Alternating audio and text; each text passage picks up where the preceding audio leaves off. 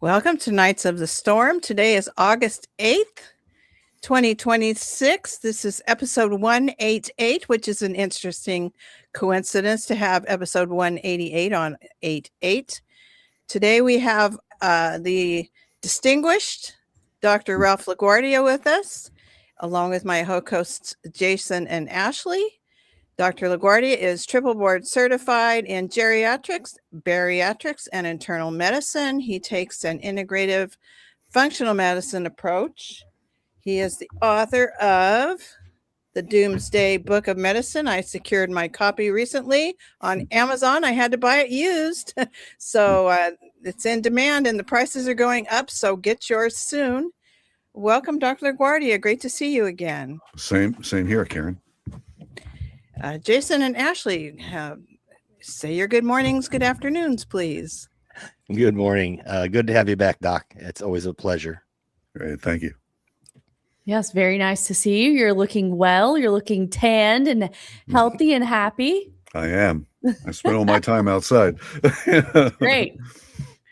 Okay, I have one question, and Dr. LaGuardia was the guest for my inaugural episode of my Surreal Surroundings podcast, which I started 2 weeks ago, and it was a great success. And people really appreciated your helpful information, and people submitted questions to me. And one question that I received an email about was you talked about fulvic acid. And you gave a brand, and people are wondering how much to take and when. And then we'll turn it over to Jason and give him an opportunity to ask a question. Yeah, what I recommend was a brand called Supreme Fulvic, SUPREME, Supreme. Fulvic is FULVIC. I believe they're out of California now. They moved. But they're what they do is they get it from ancient lake beds out west, which were actually seabeds at the time. And it has all the minerals and trace elements in it. But the key thing is fulvic acid is a key that unlocks the cell membrane. So it makes it more permeable. And so things go through it faster. And so it helps your body absorb minerals, trace elements, everything it needs, actually. You find it in organic soils and stuff.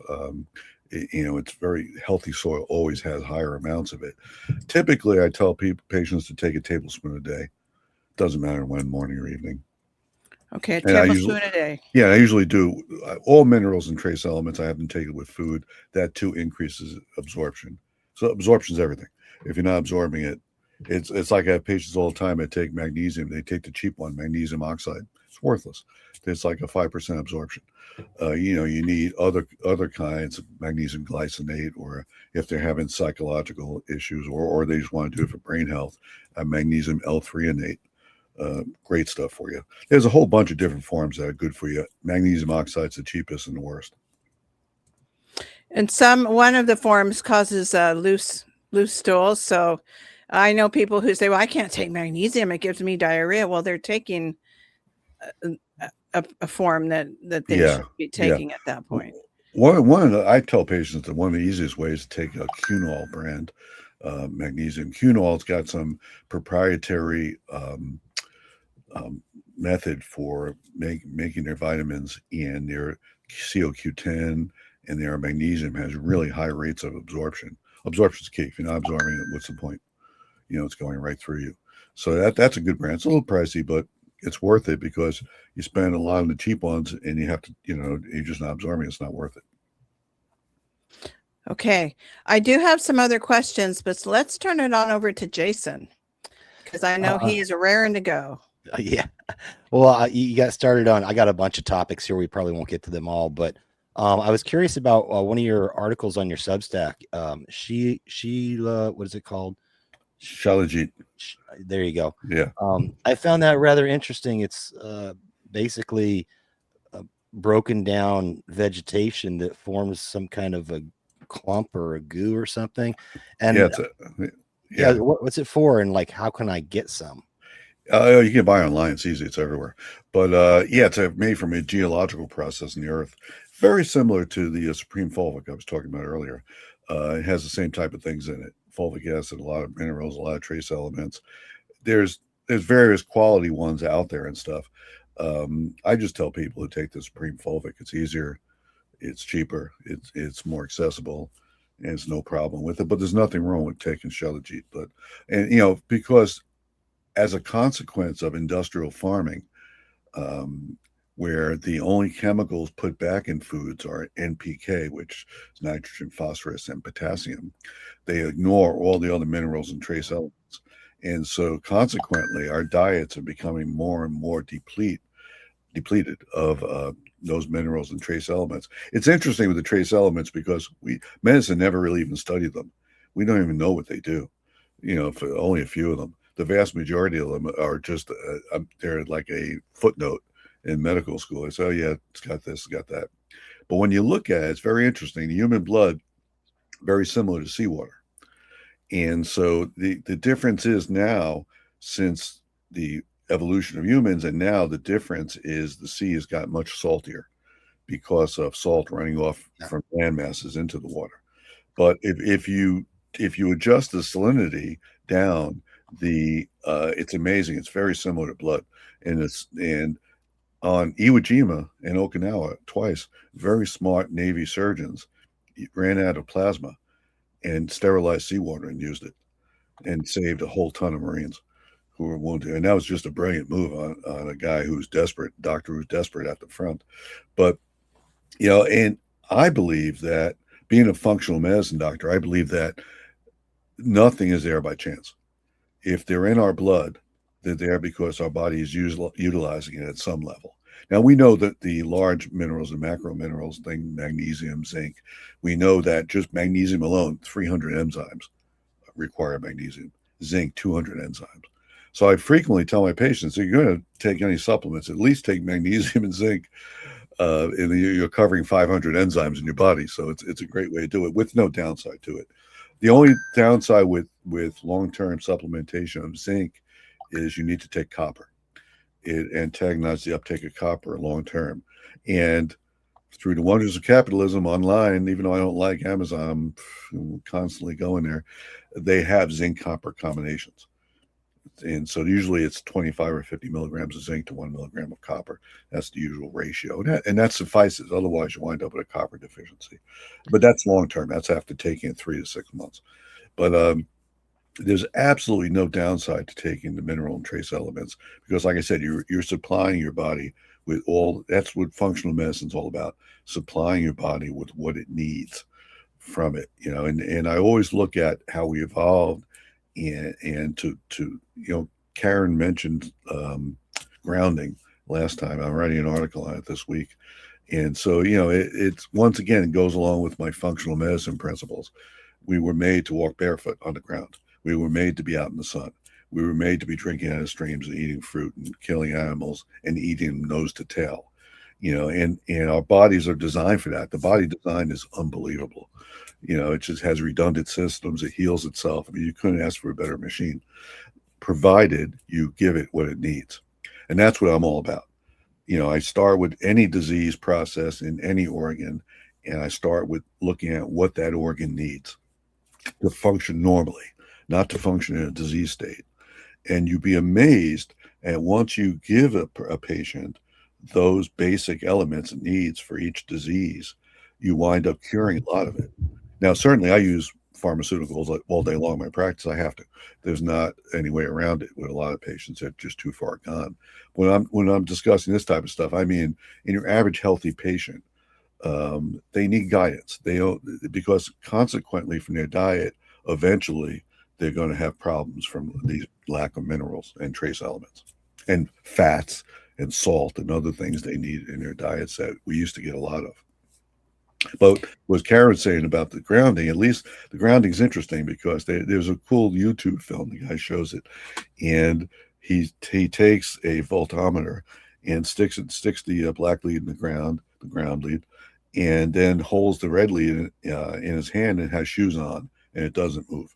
Takes his shoes off and it goes up to like 6 volts, and so it's mini volts, and so it was interesting. It's just that's very exemplary of what's happening. And so, how much does it do for you? I don't know. I mean, it doesn't hurt. And what it does is the Earth itself is neutral. The surface of the Earth has a negative charge because of Schumann's waves. And what Schumann's resonance waves is in the atmosphere. If you think of the whole atmosphere in the Earth as a cell, one cell by itself alive, the outside of the cell is the atmosphere, and between the ionosphere and the surface of the Earth, there's a huge charge difference, with the surface of the Earth being negative and that being positive. And that's what develops lightning and all the other things we see. And that's constant. There's hundreds of thousands of lightning strikes every second around the Earth. And what that does is just equilibrates the charge between the two. And it's cool because it all depends on the shape of the planet, the size of it, and those resonance images all depend on that.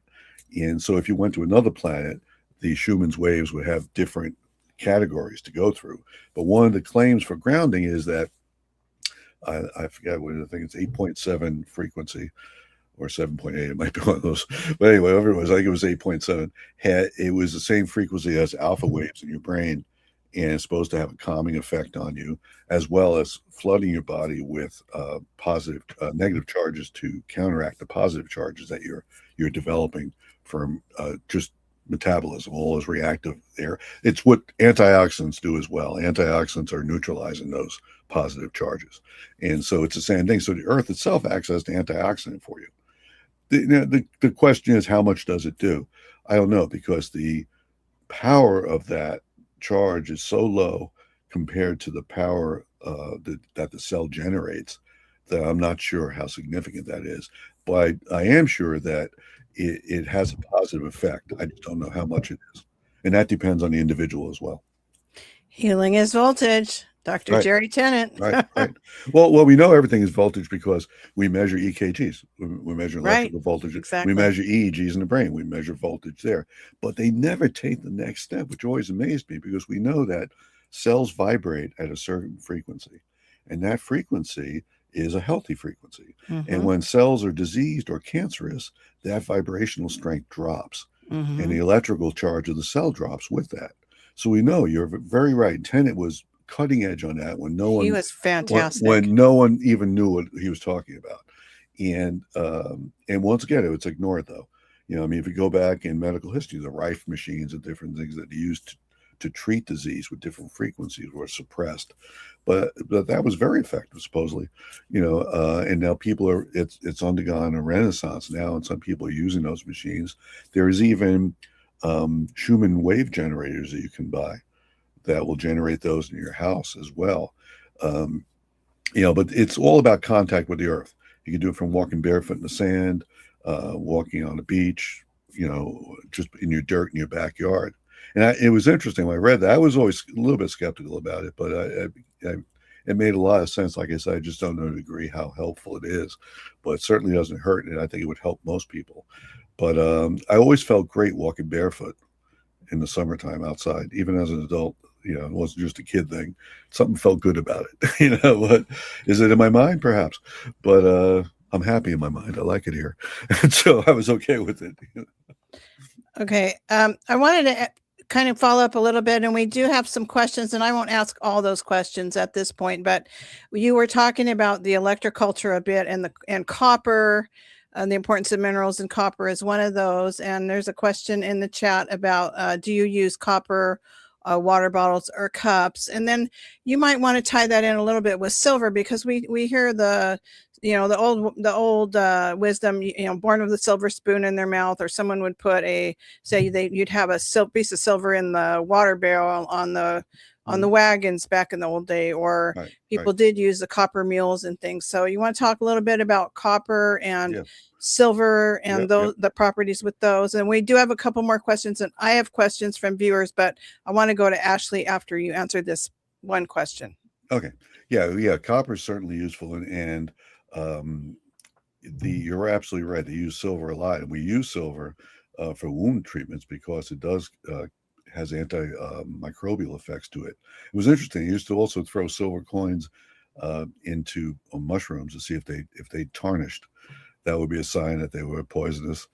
So they used it through history. And there's a lot of silver and zinc combinations for skincare stuff that's really good, and it promotes healing. That stuff is really good, and copper as well.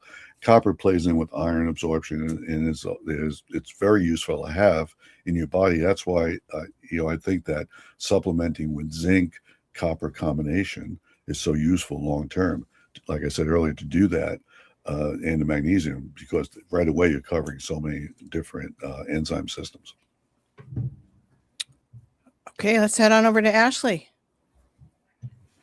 Okay, so I was wanting to take it in maybe a little bit of a different direction. I do have some questions regarding supplements, but one of the things that I wanted to talk to you about is GLP-1 inhibitors. I know you have a that you're board certified and specialized in bariatrics. Mm-hmm. So you have spent a lot of time dealing with people, and probably just in your regular practice anyway, because of the obesity epidemic in the United States. So I wanted to talk to you about some of the major side effects that we have heard about is essentially the paralyzed gut, the sulfur burps, the people not processing their food, losing an overall desire for life, in some cases becoming completely food avoidant, the melting eyeballs. Is any of this hyperbolic, or have you observed these types of side effects in your practice, and any others that maybe the general public should be aware of? And then the other question on that is, do you still think, in spite of the side effects or lack of side effects that you have observed, do you still feel like there is, in some cases, a case to be made for use of that because of perhaps an extreme nature of obesity? Yeah. Well, I'm a big fan of GLP-1s. I like them. Whoa. Okay, cool. Tell us. Yeah, I do. I myself lost 50 pounds on them. You gain 5 pounds a year, 10 years later, you're 50 pounds overweight. And my downfall was the drug companies cater breakfast and lunch to my office every day from restaurants. And the girls go crazy. They pick, so I was eating good food, but I was eating a mountain of it. And so I went on the GLP-1s. I don't eat lunch anymore. And I still eat my 4 eggs, bacon, and toast in the morning, and my cholesterol is low, and I'm healthy as a horse. But getting back to GLP-1s, nothing has worked as well as GLP-1s for weight loss. I've been in the weight loss arena for 40 years. And, it went through all the fen-phen and different things. And I still use a lot of phentermine. That's half of fen-phen. That's still a great drug as an appetite suppressant. But the problem with phentermine is you develop tolerance to it. And so you have to go up on the dose, up on the dose, and eventually it doesn't work. GLP-1s have been an amazing gift for us because of, as you said, the obesity epidemic. It is so bad. And the consequences of that are so horrific that I think, now nothing's perfect. I think and certainly there's side effects to it, mostly GI. A lot of people with diarrhea or constipation or nausea and vomiting, they just can't handle it. I found when I was on it, I would get waves of nausea, and they would last I would think, am I going to vomit? By the time I thought it was over. And so they're doable, Now, certainly in some people, long-term use has produced gastroparesis, which is, paralyzing of the normal peristalsis, the digestive wave that goes through their gut. And that's debilitating for them. And some other people have developed eye problems. There's been a few different things already. And I don't think we were so aware of that for years when we were using it for diabetes because of the numbers. Even though a lot of people use them, it's dwarfed in the last 5 years or 4 years by just millions and millions of people on it. The most recent statistic I read was mind blowing. It said 15% of the U.S. population is on some form of GLP-1. And now Ozempic is in a pill form and supposedly just as effective as the injection. Some people I use, like, as you know, I'm a bariatrician, but I'm also an internist. And internal medicine, diabetes is just devoured us. It's just an epidemic, worse every year. The ages move down to younger and younger people, and hypertension, obesity, every problem you could think of associated with it. And so I think anything that corrects that, I have so many patients who are no longer diabetic, they lost enough weight, no longer hypertensive. They were off a ton of the pharmaceuticals they were on. Yes, there were some will have side effects from it and can't tolerate it. But I think overall, I'm a fan of it. I still think it's worth it for most people because most people aren't motivated. For years, you do the calorie restriction, the more exercise, But there's another problem with obesity that no one talks about, and it's toxins. What happens in our bodies there is that our detoxification systems are being compromised. What I mean by that is typically your body detoxifies in various ways. Water-soluble stuff, your body produces water-soluble stuff in your liver, combines it with amino acids, sends it out in your urine. That's a major way of doing it. The liver detoxifies stuff, breaks it down itself. When it can't get rid of stuff, it'll send some into the bile, and that's fat-soluble stuff. But it'll also take a lot of toxic heavy metals and things that it can't get rid of, and it'll encapsulate them in lipids and store it in fat. That's one of the other dark sides of weight loss is as that fat is being dissolved, you wind up with a little bit of a toxic load there. So I always tell them to take N-acetylcysteine and glycine together and different things, glutathione, all the things that you would want to help detoxify yourself. But one of the greatest things for weight loss, besides GLP-1s, is intermittent fasting. And that it works so well and is so healthy for you because it triggers autophagy, which is how your body clears its own self. Because the more and more I study functional medicine, the more I'm into augmenting detox pathways. I wrote an article last week on sweating. Sweating, and unfortunately, unlike when we were kids, we were outside sweating all the time. We weren't in air conditioning all day. We weren't in controlled environments. We played hard, sweat heavily, which is very healthy for you. It helps your body rid itself of phthalates, heavy metals, all kinds of things into sweat. So it's one of the detox pathways. And it's stuff like trimethylglycine and stuff you could do to augment liver bile flow and get rid of things that way. And sometimes you lose things through your skin, and sometimes you exhale other things. So your body has 4 or 5 pathways to use. So we really have to be wise about it. You have to, one is limit your exposure to stuff. I don't drink out of plastic bottles hardly ever. My only thing is Fiji water. That's the only one. And because it doesn't come in glass. But aside from that, I drink with, I don't use plastic glasses. I use glass straws. I even use horsehair toothbrushes. So I don't expose I don't floss anymore because that's a huge source of microplastics. As we're being bombarded with toxic chemicals in our foods and our waters, glyphosate or Roundup comes down in the rain because it's water soluble. I mean, this is unprecedented, not to mention electromagnetic field stuff. There's all kinds of different things, but microplastics, which now has evolved, into nanoplastics, even smaller, and it's in our DNA, and that's a disaster. I don't know what we're going to do about that, but I fear for the long-term consequences. Microplastics are being deposited in all of our organs. I mean, it's been estimated we eat a credit card worth of plastic a week, the average person. It's unbelievable. That's in our body, it's like aluminum. Our body has no way to get rid of aluminum or microplastics. The only help for aluminum, and I forgot the guy's name out of London, Dr. Aluminum, what do they call him?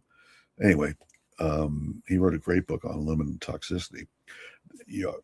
That's one of the problems with vaccines.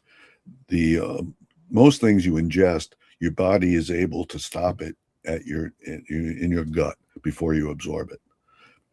The problem was with aluminum, we're taking it in antiperspirants. It's in all kinds of medications we're on, and as well as when vaccines. So that's why I'm becoming more and more anti. I used to be pro-vaccine years ago, thinking like everyone else, that it's saving millions of people. It's good stuff. But our bodies aren't designed to have something injected straight into our bloodstream or into our muscles and circumventing our digestive tract. So once again, from a functional medicine point of view, I try to not participate in those things that would not be natural. There's no way in nature that you're injected with anything. And I think there's consequences of that with all the adjuvants they put in there because vaccines don't work by themselves. So they have to put adjuvants in there, other stuff to irritate you, really, to irritate your body and force it to develop antibodies to that foreign substance. Well, there's a price to pay for that. And there's a price to pay putting on antiperspirant every day. You're absorbing aluminum. And your body cannot handle aluminum. It has no metabolic process to do that. And so aluminum toxicity is a problem. And as we know, it leads to dementia. That's one of the largest causes of it. And that's what the beauty of Fiji water is. It's the highest in the world in silicone. And silicone binds up aluminum. And so it allows our bodies to get rid of some of that aluminum. And they've done interesting studies in patients, now, not with advanced dementia, but mild to moderate. They've had 25 to 35% improvement after 6 months of drinking 1.5 liters a day of Fiji water. I mean, that's pretty good. And so from a functional medicine point of view, when I have a patient with dementia or anything like that, early stages, I put them on Fiji water and I look at the brain. What does the brain need? The brain needs omega-3s. So I give them krill oil, which crosses the blood-brain barrier better than fish oil. And it has astaxanthin in it, which is a super antioxidant. That's why it's red. Krill oil, just like lobster, just like shrimp, it's all from the same food chain. That's why they're red. That's why salmon are that color that they are. And that's why farm salmon is not, and they have to dye it because it's not eating in the food chain. By the way, never eat farm fish. It's poison. It's in a toxic pool that they're raising them in, and it's not good for you at all. Karen, can I throw in a follow-up on that? I also had Sure. a GLP-1 question. I was going to ask Doc about, I didn't know what your stance on using GLP-1 was before, but I recently saw a commercial on TV where they're doing an implantable device for sleep apnea. And because I have sleep apnea, but I can't wear the mask because of my facial hair.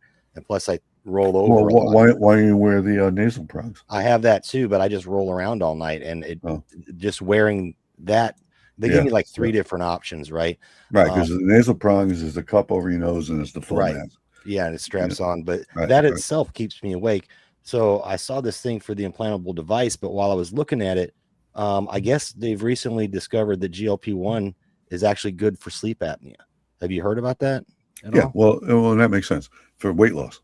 The more obese you are, the more sleep apnea, more likely you are to have sleep apnea. Now, it's not totally true. I have some patients who are not obese who have sleep apnea, but the vast majority, and we look for a typical body habitus of sleep apnea: thick neck, obese, more likely a male than a female, and that causes snoring, and that will go to a crescendo. And then they'll stop breathing, and their wives will notice it. So my husband snores really loud, then he stops, and he sounds like he's choking. Yeah, and the amazing part is you don't hear it yourself. I have sleep apnea, so I'm talking from experience.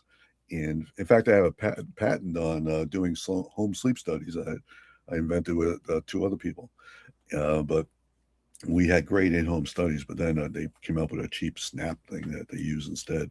But we were able to do split night studies, everything. Anyway. Back to this. So anything that causes weight loss will cause an improvement in sleep apnea. So I don't think it's the actual medication itself, it's the side effect of the medication. And what Ashley was alluding to earlier was Ozempic face. You know, some people, the rapid weight loss, they get a gaunt look to their face and don't look older because that subcutaneous fat, you know, it kind of puffs up your face enough to get rid of a lot of those superficial wrinkles. Well, you take that away with rapid weight loss and it shrinks down. What I did myself, and I try to do with patients, is to increase your exercise. So I started doing push-ups. I had always done them in medical school. I always liked doing them, but I hadn't done them for like 30 years. I could do a pitiful 11 when I started. And I was 250 pounds. I was like, oh my God, this is terrible. But I stuck to it and I do them every day. And I've been doing them for over 3 years. And I do 101 clip under 100 seconds. Not too bad for 72. And so you develop that. But my point I was doing that was because of the weight loss, I didn't want to get soft. And so to keep my chest and my arms and shoulders and belly cut, you do exercise. So I try to encourage patients to exercise with it. Is that successful? No. But I try to, patients are lazy. They want a quick fix. They don't want to exercise. They don't want to calorie restrict, you know. But, you know, for most people, if they do intermittent fasting, and what you do is you eat between noon and say 6 o'clock at night, that's your eating window. And then you eat nothing. But I tell them you have to hydrate. You eat nothing all the way around to noon the next day. First couple of days is challenging. After that, people get used to it pretty quick. Now your body needs energy. It has 18 hours to look for energy. And it always goes to fat before muscle because fat has 9 calories with gram, muscle has 4.5. And so there's a lot more energy to be had with fat. So it dissolves fat first. And so every day it's an 18-hour fast. That's pretty good. You know, and if you couple that with sensible eating in that window of less carbohydrates and stuff, more fat, more protein, weight loss is fabulous. Okay. Can I just wanted to ask a quick follow-up about the Sure. GLP conversation. Sure. So I wanted to talk to you about long-term study concerns as far as how long, because it seems like, and this isn't something that I have looked up recently, but it seems like a relatively new medication. I know it started out, you know, a handful of years ago, at least in my understanding, of treating people who were dealing with diabetes. And then, of course, we noticed the weight loss benefits, and in some cases, actually, it helped with fertility and things like that. But I'm curious about the long-term studies and how concerned should people be with that? And again, is that, you know, in your opinion, kind of outweighed by the fact that like it's so much more damaging on your body and so much harder on your body for you to be obese? Yeah. Well, you know, the sarcastic New Jersey guy in me says it helped fertility because fat girls have less sex than skinny girls. But just my New Jersey opinion. But Sure. No, I'm kidding. But yeah, you know, we know pretty much. It's been around for years, and we know the long-term effects of it. Like I said, however, I think that now the larger volume of numbers of patients we have dwarfs what we had earlier, and with any drug. The more people you have on, more side effects you're going to get. I mean, I always have patients who say to me that, oh, I read the side effects on this, I didn't take it. I tell them, don't ever read those product insert sheets. They're garbage. One person in Timbuktu gets a rash, it's in there. And patients always get this misconception that, I'm giving them is good. I said, don't you trust me? I think I'm going to poison you? Then I tell them, look up Tylenol. If you look up Tylenol, it says liver failure and death. Yeah, I mean, you would never take half these things. Those drugs would never get approved through these days, aspirin and Tylenol, all the GI bleeding and other stuff with it. But, they're useful drugs, and there's a trade-off with anything. I think, like I said earlier, I think that the weight loss and the health of the American population has improved due to that, and all the inflammatory chronic disease markers that go along with that it makes it I still think it's better. It's still a net positive. Well, I have felt like, a lot of us, especially post mRNA injection, like many of us were already skeptical of, let's say, the medical industrial complex and big pharma and stuff like that. So then I think the mRNA injection was so damaging to many of our opinions of what is safe, what is actually the truth, because they're saying it's safe, they're saying it protects you, they're saying it protects everybody. They're denying what, you know, a lot of us are trying, you know, we don't know for sure, but in our day-to-day lives, many of us were paying attention to what was happening to people. So like, oh, you had a dissected aorta. Well, is that on VAERS? Yes, it actually is, but it's not something that they're talking to us about.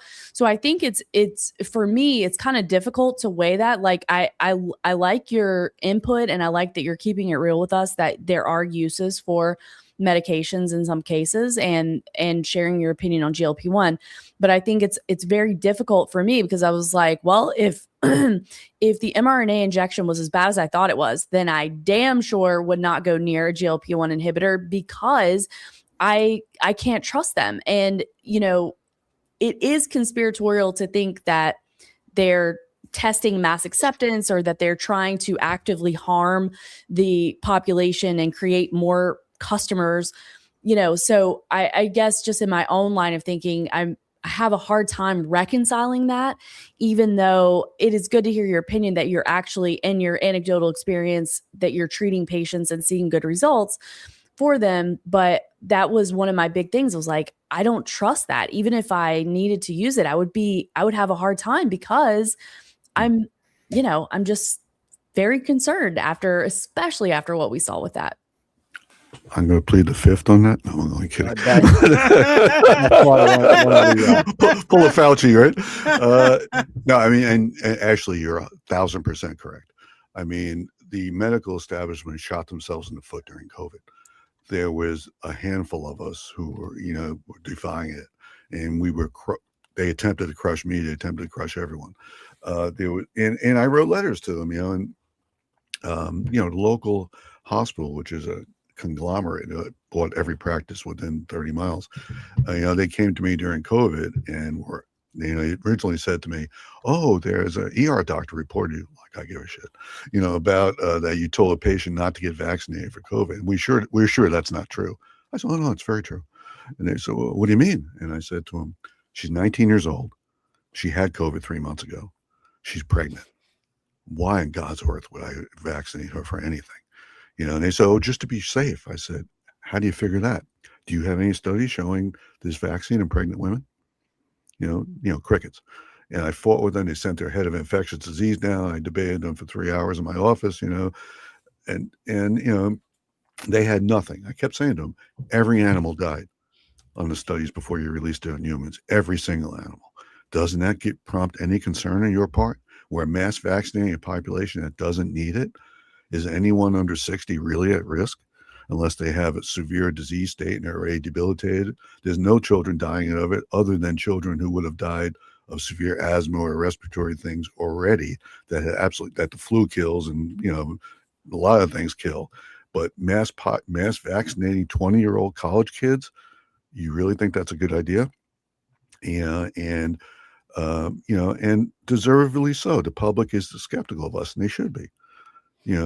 Vast majority of physicians drop the ball, and they're still dropping the ball. Pediatricians are still pushing the goddamn vaccines and the COVID vaccines and all the other ones on everyone, where every indication shows, every single study shows from everywhere, that as along with this, it's gone chronic diseases and all kinds of, atopia and allergies, the usual atopic march, allergies, asthma, eczema, and you just go on and on and on. And yet, they bury their heads in the sand. The same thing they do with OBGYNs. As I said on Karen's show, we talked about iodine. Why aren't they recommending iodine to every pregnant woman? Why are they not telling young people who give birth about the Trump thing that they have for each child? They're not telling them about that either. There's $1,000 a year for 28 years for every newborn that they invest for them. You'd think the goddamn hospitals would be telling every patient that went through there. But it's not politically correct. They don't want to do it. The same reason they don't challenge anything anymore. When I was a young doctor, it was great. The doctor's lounge was a cool place to be. We would have arguments about all kinds of stuff. Not mean arguments. I mean, debates. Mm-hmm. And sometimes you got your ass kicked and you learned something, and sometimes you didn't. But either way, it was fun. It was engaging. There was no animosity. We could disagree on stuff in the old days and laugh about it, and then prove the other guy wrong or right. It was humbling. At other times, it was exhilarating. It was a great place to be. And I wrote that to the hospital when they first came up with this. They sent me a 4-page letter, and I sent them a long response and said, the thing that saddened me the most was that you guys are looking to crush me because we disagree. What happened? What happened? Why can't we disagree on things anymore? Why can't we have a scientific debate? And that's died. They politically corrected everything. The media is on their side, and they crucify anyone. Look at Kennedy; he's doing a great job, and they're crucifying the guy. I mean, are you for heavy metals and baby food? I mean, come on. What are you against? He's trying to slow down the vaccine schedule. We have the greatest vaccine schedule in the world. What are we doing this to kids for? Does every kid have to be autistic before we give up on it? At what point do we look back at this stuff? Stuff he's doing is all common sense stuff. Why can't we ask the question? Why can't we look at this? Why do we have to blindly accept this? Look at the food pyramid. He had to completely flip it. It was ridiculous. Stuff they were pushing was pushing special interests. It wasn't pushing the public health interest.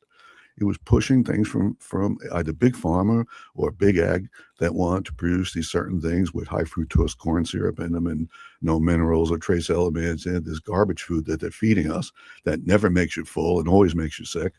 You'd think at a certain point they would have some integrity and say, we were wrong about that. We have to look back. But the vast majority of them don't. And guys like Kennedy are great. They're sticking it in their face and saying, look at this. Tell me why. Why am I wrong? And they have no answer to it because there is no answer to it. Okay.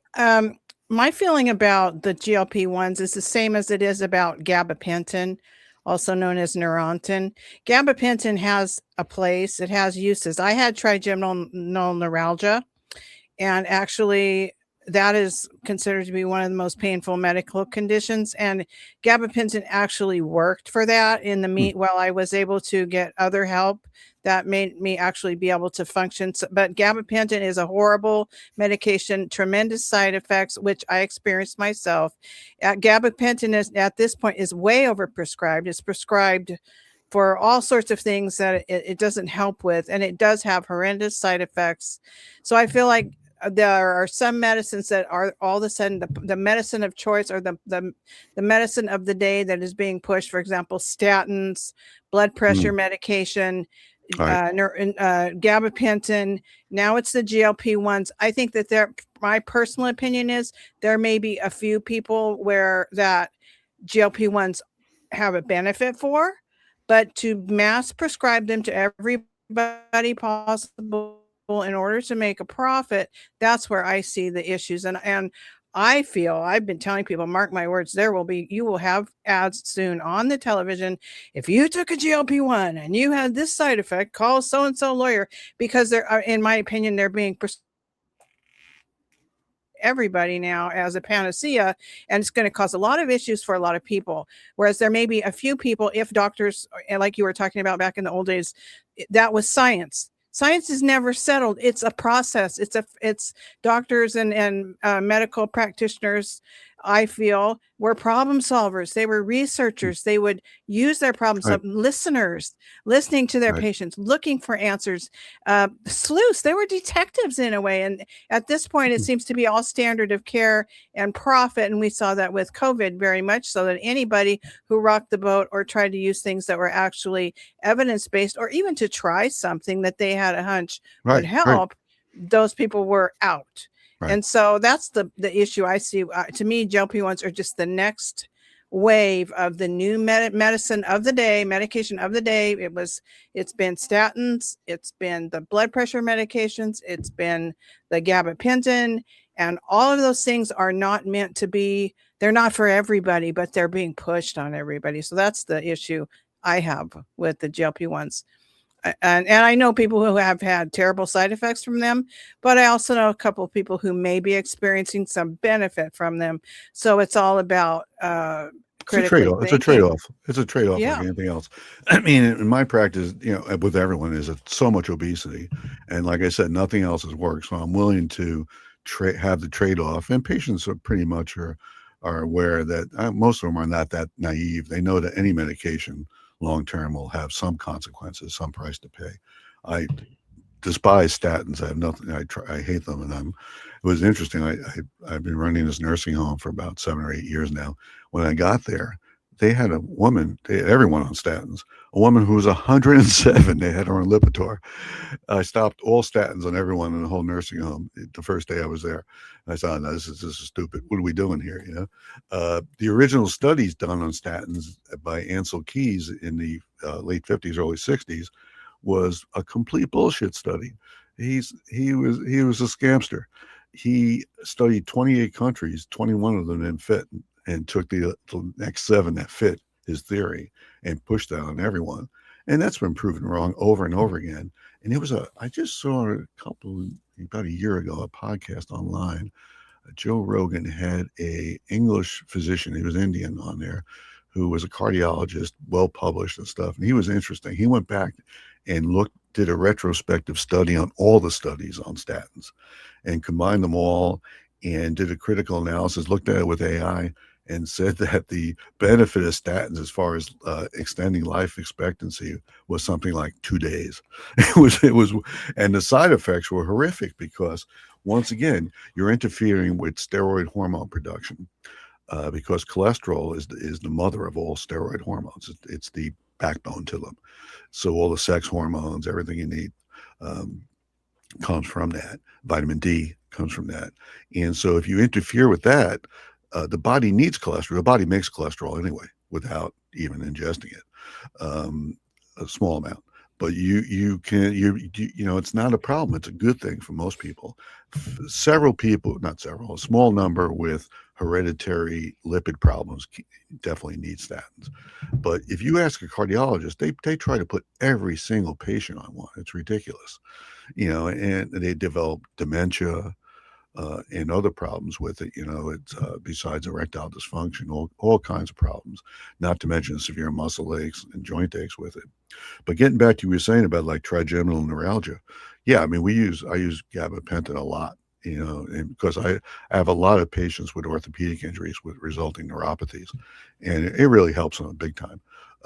I myself took it for a short time and I had blown out my neck body surfing. I had developed a neuropathy in my arms. I was really messed myself up. And my wife, who I love dearly, thought I was having an affair because I became like a robot. I had no emotion. She would talk to me. I would just look at her. She started crying one day. She goes, "What's wrong?" I said, "What do you mean?" And then I forgot numbers. I remember I was calling my lawyer and I said, "Jack, give me a call on my cell phone." And I couldn't think of it. And that's with gabapentin? Yeah. I said, I got to get off. As soon as I stopped it, I was back to my old self. But, it works in a ton of people. It's a lifesaver for a ton of them. But like you said, there is always that bell-shaped curve. There's always some that it's great for. Vast majority it works okay for. Some it's horrific for, and some it's a lifesaver. And you make those trade-offs, and because you have to work what you have to work with. But what I do with everyone with neuropathy of any kind is I give them several things. I give them methylated B complex, B vitamin support all nerve function. This is a great point. Listen up, people. Start with the neuropathy again. Neuropathy is a huge issue, especially with so many people having advanced diabetes for years and years. Right.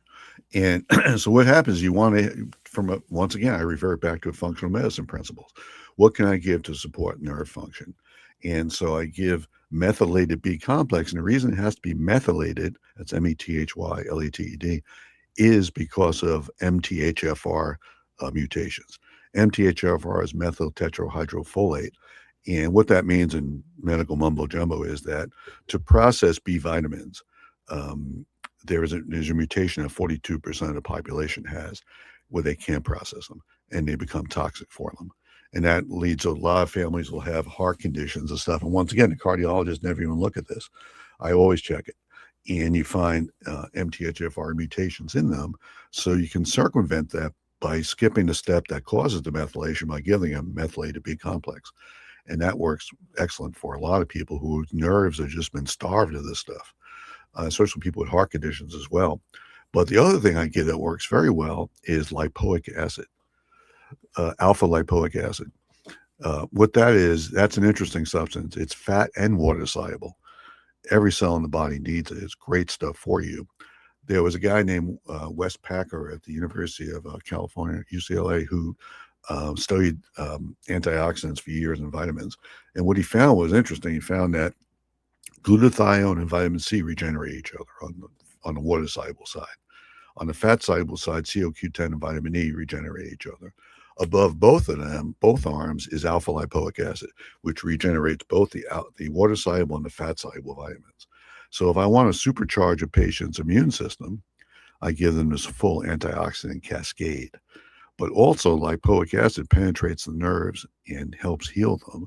And I've had so many patients do so much better on 600 milligrams of alpha lipoic acid twice a day, and methylated B complex to help their nerves, and magnesium. And so those kind of things. And if it's a mental thing with anxiety, I'll give them magnesium L-threonate, which is the best one for psychiatric stuff and for brain health. Let me ask you, this ties right in with a question we had from our viewer, Deb McCartney. Her mother is having issues with the LBBB, which is, I think, the left branch bundle. Left bundle branch block. Okay, so she is having issues with that, with her heart rhythm.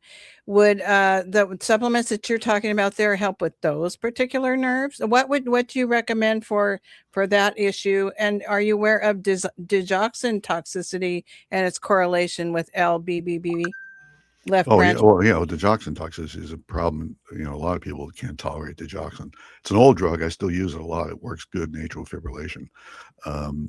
It's interesting. You wind up when they're really toxic, they get yellow vision. The vision is coated yellow. Everything is tinted yellow. Like, what the hell's wrong with this room? The white wall is yellow. But it's difficult because that's a structural damage to the heart. That's the conduction system within the heart. The heart starts with the sinoatrial node. That's like fires and sends out the electrical signal to both branches. Hers is the left side of her heart. That bundle branch is blocked. And so that's structural heart disease as well as nerve damage in there. And so that I would give it to them. I don't have high hopes that would do that much for it, to be honest, but there's no downside to that. I would also give them CoQ10, which helps all heart disease issues. Now, CoQ10 is fat soluble, just like vitamins A, D, E, and K. And so you have to take that with fat or it goes right through you. And that's a point that listeners should really understand, that vitamins come in two types, fat soluble and water soluble. And once again, we get back to absorption. If it doesn't dissolve, you can't absorb it. So that was my argument with the hospital when they first came to me about COVID. I said to them, they knew I told them I was giving very high dose vitamin D and vitamin C every day, as well as nebulized hydrogen peroxide treatments. And I was curing people left and right with it. And of course, they didn't tolerate that. How could you do that?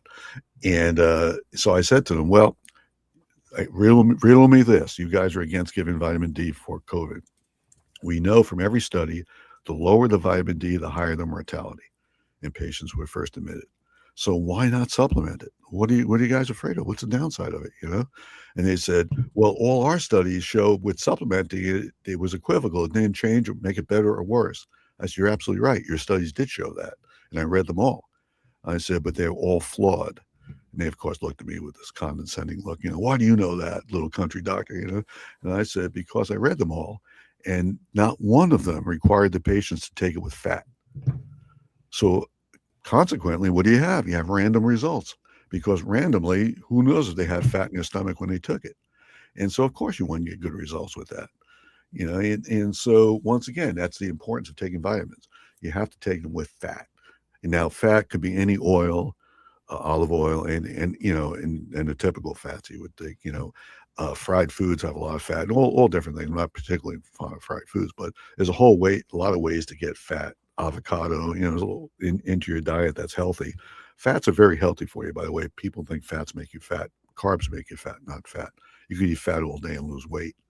It's interesting. If you see the Eskimos, for example, the animals they slaughter, they eat the fat first, then they eat the organs, and they throw the meat to the dogs. They eat a little bit of meat, but they don't eat much of it, because where else can you get vitamins A, D, E, and K in their diet? They can't get it from plants. There's no plants up there they're eating hardly. And so the vast majority of it has to come from animals. So they wisely ate them nose to tail like we should. But the meat, they didn't need that much of because they were getting satisfied by the organs, liver, which is a superfood for you, and all the other internal organs they were eating, and the fat. Okay. I have one more question, then we'll head back over to Jason, and I'm sure Ashley has a lot of questions too. And this ties in with what you're talking about, the importance of taking fat with certain vitamins and minerals and CoQ10 and those types of things. Bronx Stomper was asking about what you think about Life Extension brand, but then also Thorne supplements, which I think is considered to be a very high quality brand. And I'm mercury toxic, and I take a lot of supplements. I'm in a lot of communities where supplements are key, and the quality of supplements is key because so many different supplements have heavy metals in them. So you need independently tested and certified supplements if you want. You need to make sure your supplements are clean. So Thorne was a brand that the mercury toxic community went to for Andrew Cutler chelation, basically, which is also in the autism mom and dad community is that same type of chelation therapy. So a lot of people I know are up in arms that Thorne has been acquired for $3.8 billion by Procter & Gamble. So I wondered about your opinion about that. The Orthomolecular Medicine Consortium is not happy about that. I hear that Thorne being acquired by Procter & Gamble. We know that Garden of Life is owned by Nestle. And so I'm wondering, what do you do as far as making sure your supplements and vitamins are pure? What brands do you go to, or how do you check those things out? And what do you think of the Life Extension brand as well? I think Life Extension is the best brand on the market by far. No one compares to Life Extension. That's a great company. They've got a 50-year record of just producing great vitamins. They make proper combinations of doses and in forms that are absorbable. They put a lot of thought into it. And the magazine is great that comes with them. Life Extension magazine has great articles, cutting edge medicine and functional medicine articles in there. So Thorne's a very good one. Like you said, I don't know if they'll change. I imagine they won't, but perhaps they will.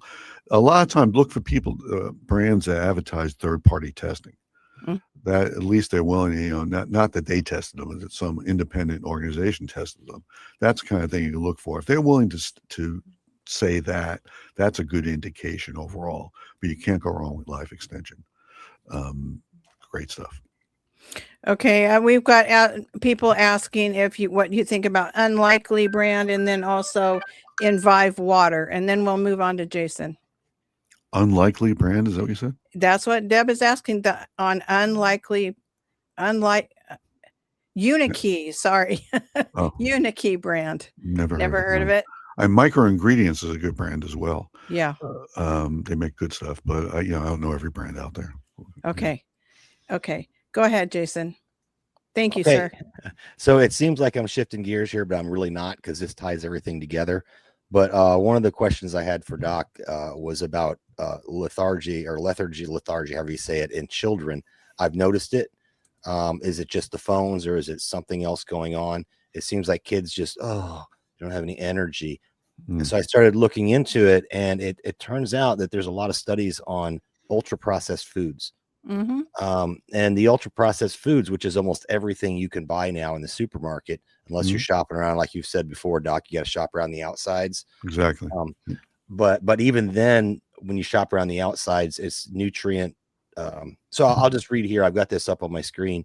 Ultra processed foods, they contribute to lethargy, chronic fatigue, and blood sugar spikes and crashes. Inflammation, which we talk about a lot, about inflammation, gut problems, which you always take it back to the gut, and then nutrient deficiency. So I did a little further research into this and came up with some other stuff. It's also there's other studies recently that they're finding that this is that kids, especially children, they're studying in children, had a 10% increase or more in externalizing bad behavior, such as hyperactivity, anxiety, and fearfulness, which we see an epidemic of this across our nation in the past couple decades. And so going back to having to take supplements and having to be on these different medications, can we trace this all back to our food is my question. And what can we do about it? I know when I worked at the cereal factory, mixing up the batches to make the cereal, there was no nutrition in it. So in order to put that little label on the box that says it has this percent daily value of X, Y, and Z, they had to dump in a bucket of artificially created vitamins and nutrients, which we know the body doesn't absorb that well. So it's kind of a false advertising because your body's not getting that. I learned that when I went through my master fitness trainer course. We did a lot on nutrition, and they said, when you get your supplements, if you have to get vitamins, make sure they're natural, they're organic, they're not artificial. And they have to, they label it when it's organic. My vitamins I take here are labeled as all organic, and your body's going to absorb more. I know we talked about that before, maybe in the foxhole or maybe here. So what's your take on, if we wanted to get away from all this medication and the debate about it, could we fix it by going back to regenerative farming and, having whole food, like that? That's what they're suggesting through the research I did, was whole foods could solve a plethora of these issues. No, absolutely right. No doubt about it. It's a consequence of a perfect storm of toxicities in these children's lives. First of all, they're not out in the sunlight. They're indoors all the time. If they go outside, they're wearing sunblock. It's horrific for them. That was my other topic, was sunblock. You need sunlight. I tell patients who are very fair skinned, okay, fine. Get early morning and late day, which is better for you anyway. Midday makes the most vitamin D, but early morning and late day sun has more near infrared and red light that is really good for you because it charges the mitochondria. And the mitochondria make energy. And without ATP formed from the mitochondria, you just don't have energy. And so their diets suck. They've been poisoned by lack of nutrients. They're not eating nutrient-dense food, they're eating nutrient hollow food. That's why they're hungry all the time, and that's why they're never full, and that's why they have no energy, and that's why they're sickly. And it's the perfect storm. They're lacking, if you want to go back to grounding, they're lacking grounding, they're lacking sunlight, they're lacking playing outside, sweating. Their detox pathways are not activated. They're indoors, their EMF exposure is huge. There's all these problems all hitting at once. And there was just a recent study out of India. It was interesting. They treated hyperactive kids and kids with severe ADD with whole food diets. And they had a 49% improvement after 2 months and a 68% improvement after 8 months. And so certainly there's something to be said for diet in it. And we just can't, how long can you as I tell patients all the time, when they tell me about their diets and they have pets, they want to give this to a dog. Get the food you're feeding to your kids, to your dog for a month and see what happens. It's just bad food. It's hollow. And these kids with lack of exercise, lack of sun exposure, lack of sweating, lack of everything, in addition to which being exposed to this stuff is destroying them. Yeah. Can I follow up real quick, Karen? Sure. Go right ahead. The second portion I wanted to talk about was actually a separate topic, but it ties in. I know, Doc, you helped me. I had the brain fog issue and I was having high blood pressure and all this other stuff. And I didn't know if it was from people shedding on me or what it was. But when I really looked, I got your book here, Doomsday Book of Medicine, and I got it still bookmarked. One of the things when we talk about high blood pressure, because that's where my concern was, one of the first things you talk about is vitamin D. And I have a question from a viewer about what natural things to do about blood pressure. So great question, okay. Jason. Okay. Well, I just want to say that I never had high blood pressure my entire life. In fact, when I would go in to be triaged or whatever, anytime I went into sick call in the Army, they would take my blood pressure twice and say, is your blood pressure normally this low? And when COVID happened overnight, boom, it spiked up. So I was looking at what changed in my life. Okay, we've got COVID. We've got the COVID vaccine rolled out. We're staying indoors all the time. And by the way, my job often entailed me to stay indoors in an office a lot more than I did before. And then what was the other thing? Oh, and then the 5G rolled out. So it's kind of plausible deniability on everything. Maybe it's a combination, maybe it's one thing. So I've been figuring it out all this time. But guess what happened? I retired. I come out here. I'm outside with my grandson all the time. I do walk around barefoot. I rarely wear shoes around the house or outside. So I'm getting grounded. I'm getting a lot more vitamin D. And then the real question I wanted to get to was the sunblock issue, because I stopped using sunblock. That's one thing I stopped doing, was I stopped using sunblock because I had read some different studies about what's the chemical that's in there. That's I don't know what offhand. PABA. Yeah, I was like, you know what? I'm just gonna. I told myself I was going to. There's a whole bunch of chemicals in there, but PABA is one of them. Yeah. Yeah, I just told myself I was going to stay out of the sun and not be out in the sun all the time. Yeah, but I don't sunburn. The first time I've sunburned in the last year was we went to the pool the other day, and it's got to be because I got in the pool. We went to the local pool, the public pool, which is more of a kid's pool, a lot of slides. But I don't know if that's from the chemicals in the water. But I can be outside all day and not get sunburned now, and I don't use any sunblock. And to finalize this, I was hospitalized recently for massive back and groin pain. It turned out to be a kidney stone, which I passed relatively quickly. That's the worst pain I've ever been in my life, by the way. I've been there. Yeah. Right. I have many women, female patients, told me that kidney stones are worse than childbirth. They just can't believe the pain, you know? Well, the point is, I was hooked up to this machine all day long. And of course they were checking my blood pressure and all that stuff. Everything was being checked constantly. No red flags on blood pressure whatsoever. None. Which whatsoever. is amazing because pain drives it up. Yeah, and you would think your blood pressure would be spiked from the pain alone. Right, and I was severely dehydrated. They gave me 2 bags of saline because I just don't drink enough water, and so they wanted to help hydrate me to help me pass it. So number one, I want to say thanks for the advice in the book, because I don't take the meds anymore, and that kind of ties into the ultra processed foods and other stuff. And can we just get off the medication by changing, number one, our habits, and number two, our diets? And then the sunscreen portion was that cutting down of the vitamin D. So I don't know. I kind of forgot where I was going with it, but I forgot where you were going with it too. Yeah.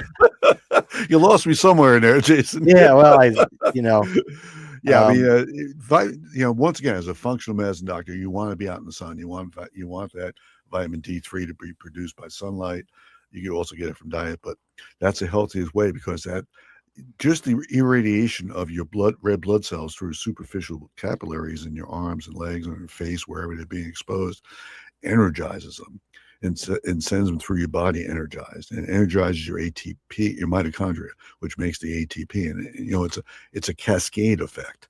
And so these are all good things that your body expects and needs. And so that magnesium is key for lowering blood pressure. Good magnesium supplement will drop that blood pressure as well. I wrote an article a few weeks ago about salt. The salt itself, it raises your blood pressure short term. If you eat a whole bunch of salt right now, it would raise it, but it doesn't. It's been disproven about raising it long term. And so salt's actually good for you. It's something you don't want to avoid. But a lot of patients that put on low salt diets, and that leads also to the iodine deficiency problem, because one of the greatest health movements ever for public health was iodizing salt 100 years ago. That prevented goiter, enlarged thyroid through the whole Midwest, which was called the goiter belt before that, because the further you are from the coast, the less iodine in the soil. And so for that reason, they iodized salt, and that got rid of that. And that was a really good move. But people are on low salt diets now. Plus, salt is iodine's a halogen. It evaporates. It's very volatile. So if you have your salt laying out for a while, it evaporates from it. It was funny, on the last show, I was saying that's why what I said was Celtic sea salt. I meant sea salt, didn't matter. Some people call it Celtic sea salt. Is better than Himalayan sea salt, because Himalayan doesn't have the iodine. It comes from the mountains. Otherwise, they have most of the same full complement of minerals. Some guy called in and said, but the Baja one I showed, but that's from the Sea of Cortez. okay, a different sea. It doesn't really matter, you know. No one That knows was where the our sea friend accord. Bronx Stomper. Yeah, no one knows. You know, what am I gonna say? The sea accord doesn't. Does anyone know where that is besides Mexicans? You know, but it's yeah. So it's all the same thing. But that's all great stuff for you. Once again, getting back to the minerals and stuff. Do you guys know what quintones marine plasma is? Mm-mm. Yes, I've heard of it. Yes.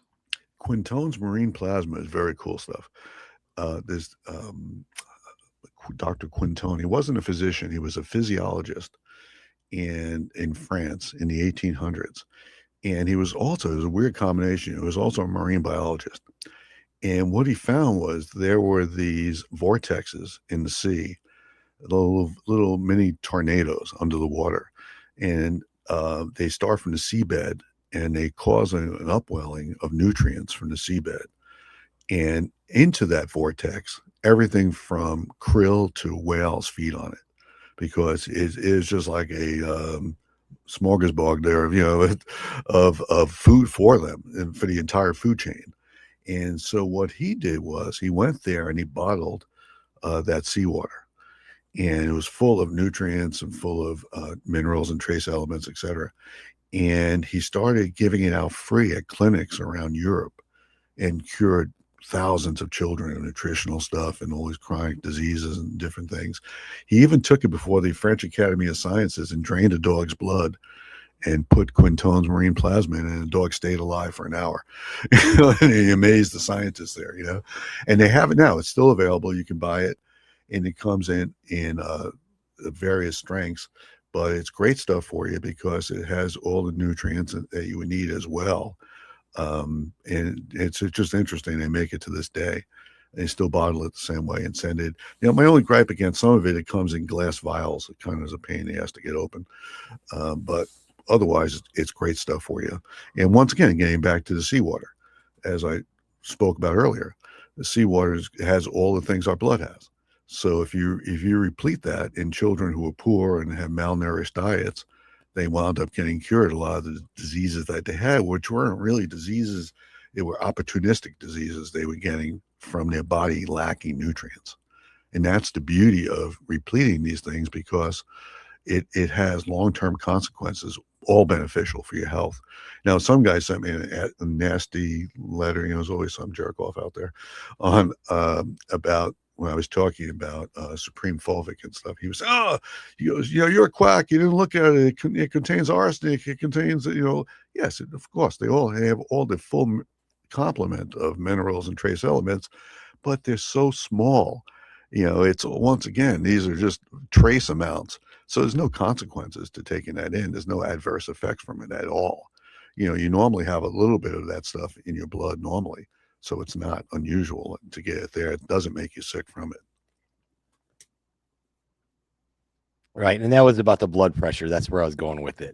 All the things that helped right, to cure my blood pressure was better diet, outside grounding, vitamin D from the sun, not working, not using sunblock. Not working. A lot of stress out of your life too. Yeah, that's true too. That's really true. Stress raises blood pressure. You see it all the time. People get nervous. They come in, you know, oh my God, you know. You know, I've got that section of your book permanently bookmarked. So if it comes back again, I know where to reference. Yeah, great. And Karen, back to you. I know you had something to add with the blood pressure, so I'm wrapped it up here. Well, I know several people. Blood pressure is an issue that so many of us have. You know, the standards for blood pressure have changed, and it used to be that 140/90 was nothing to be incredibly worried about, and now they want to call an ambulance if your blood pressure is that high. So we know that those things change. I've had spikes in blood pressure over the years, especially after I was mercury toxic, and I was just texting with a friend about how helpful some of these supplements can be for blood pressure and how important it is to figure that out for yourself and do the research and look into great books like Dr. LaGuardia's, and also your Substack. The Medical Underground Substack is a fantastic resource. So I'm going to turn it over to Ashley. I'm sure she's got plenty on her mind. Go ahead, Ashley. Okay, thank you very much. I do. So one thing that I wanted to kind of move into, so we've talked about all kinds of supplements that you recommend and that are kind of not as well known for treating just general health and a lot of common ailments that people suffer from. But do you have some supplements, let's say like your top 5 that are overused because they're popular? It's like a pop culture meme at this point, and they are actually not only worthless, but perhaps damaging. So a couple that I wanted to ask you about was, and I'm not saying that methylene blue is damaging at all, but I just want to give an example of one that really shot to prominence and a lot of people are using that. And I've seen debate about that. So I've seen people say, look, this can help boost your immune system. It can help reduce viral load. It can help boost your energy, all kinds of things if you use methylene blue. And of course, there's a lot of different versions of it out there. And then I've seen some people say, well, actually, this is a chemical that was used to dye toilet water blue. It crosses the blood-brain barrier. It's going to stay in your brain. And it's an MAOI inhibitor. This is not to be used. So I'm just curious, well, your thoughts on methylene blue, but also on some others that are popular, like ashwagandha, for example. Some people, I feel like that one got really popular, but then I have heard other people caution that ashwagandha actually can be not super great for you. It can increase the serotonin, and if your gut health isn't good, then your gut is not flushing out the serotonin, could contribute to serotonin toxicity, things like that. So I just want to get your thoughts on some things that maybe are not on our radar, but are kind of super popular, but you don't necessarily agree with them. Yeah, that's a tough one off the top of my head. But, first of all, there's, as we spoke about earlier, there's supplements and the supplements. There is, unfortunately, a large number of supplements are worthless. They either don't have anything they say they have in them or scant amounts, or they have bad stuff in them that they don't mention. I don't know why the government never stepped in and demanded third-party testing of all supplements. It seemed to be a simple thing: make the supplement companies pay for it, and just have them periodically be tested. I mean, but for some reason, there's no. I'm hoping Kennedy gets that eventually.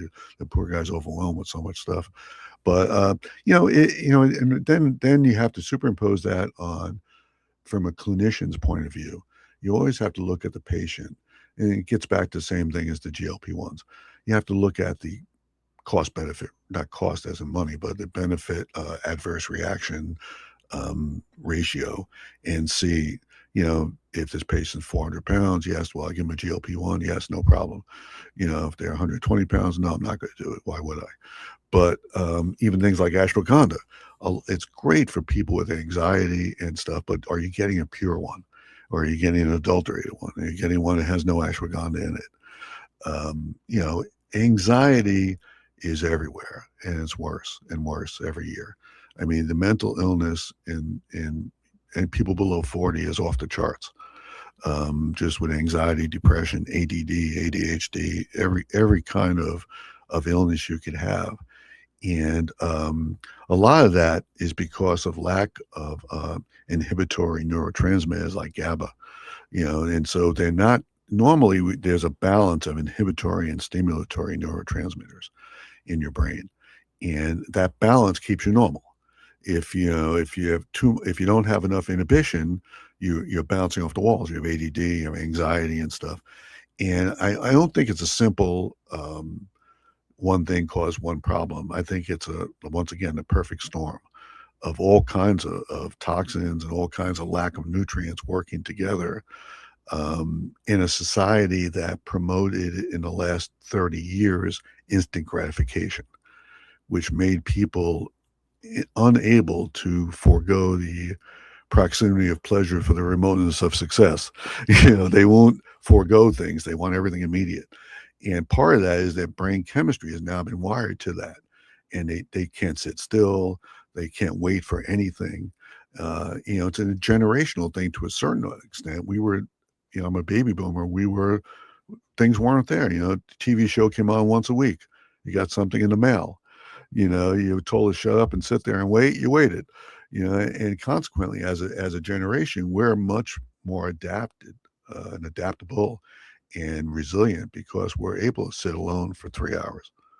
You know, you get a kid who's 30 years old, and you take away their phone and any stimulation, you have them sit there for 10 minutes, they are going off the wall.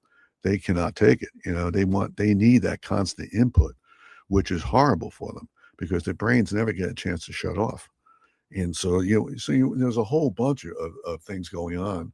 And so the right supplement for the right person is very nuanced. It's not black and white. It's not, yes, ashwagandha is good or ashwagandha is bad, or this one's good or that one's bad. It depends on the person and their needs. So I had, and sometimes, quite frankly, it's in my practice, it's a hit or miss thing. Okay, I'll try this and see how this works for them. What else can I do? People don't change. It's hard to get people to change their lifestyles. I can gently, and as I tell them, I'm not here to beat you up. I'm here to advise you. I'm your guide. I'll advise you. If you don't want to do it, that's fine. You're an adult. I'm just telling you what I think you need. And so I try not to browbeat patients into stuff, but I try to gently guide them into stuff. And that success builds on itself as they trust you more and more. Now it's been decades I've been taking care of them, and they're terrified I'm going to retire. But there is and you build up that trust, and that too is one of my gripes against the new medicine out there. New medicine's cold. It's very cold. It's robotic. It's not interactive with the patients. It's not warm. It's not the Marcus Welby, that patients deserve. I kiss the old ladies. I touch people all the time. I'm hands-on, not in a creepy way. I ask people, I never used to, but now I say, can I hug you? And they go, oh, yes. I don't do it without asking them now because God forbid. But in my practice, I'm very warm with them. I sit down with them. I touch them. I examine them. I said, I routinely get patients who a few months ago, it happens all the time. An old guy went into the hospital with vertigo. $10 million workup, EEGs, CAT scans, MRIs, blood work, EK, every test you could think of. They were stumped. Go back and see Dr. LaGuardia, and we can't figure it out, Guy comes in, look in his ear, he has an ear infection. The most common cause of dizziness. I said, did they examine you? No. They just walked in, talked to them a little bit, and went out on their computers, and it makes me sick. I see this all the time. I send patients to specialists. I routinely ask them now. 99% of the time, they say the guy never looked up from his laptop, or the girl, woman never looked up. They were down there doing their thing, In the day, we'd be thrown out of our residency. So much the physical exam has died. So much can be found with a simple physical exam. I was trained in Europe with a classical medical education, hands-on physical stuff. It was the way it was.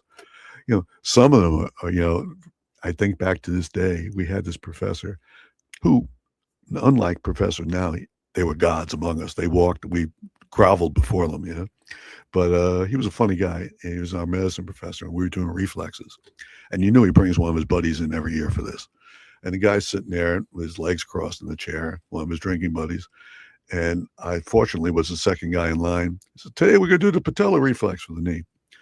This poor fellow in front of me walks up, stands in front of the guy, hits his reflex hammer in his knee, and immediately gets kicked in the balls, drops the guy around the floor.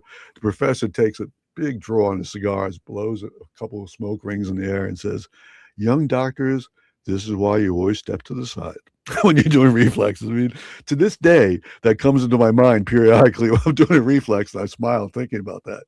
But, I'm just exemplifying that. In the day, we were taught hands-on stuff. This is what you do. You crawl all over patients. And I find so many stuff, but just examining them.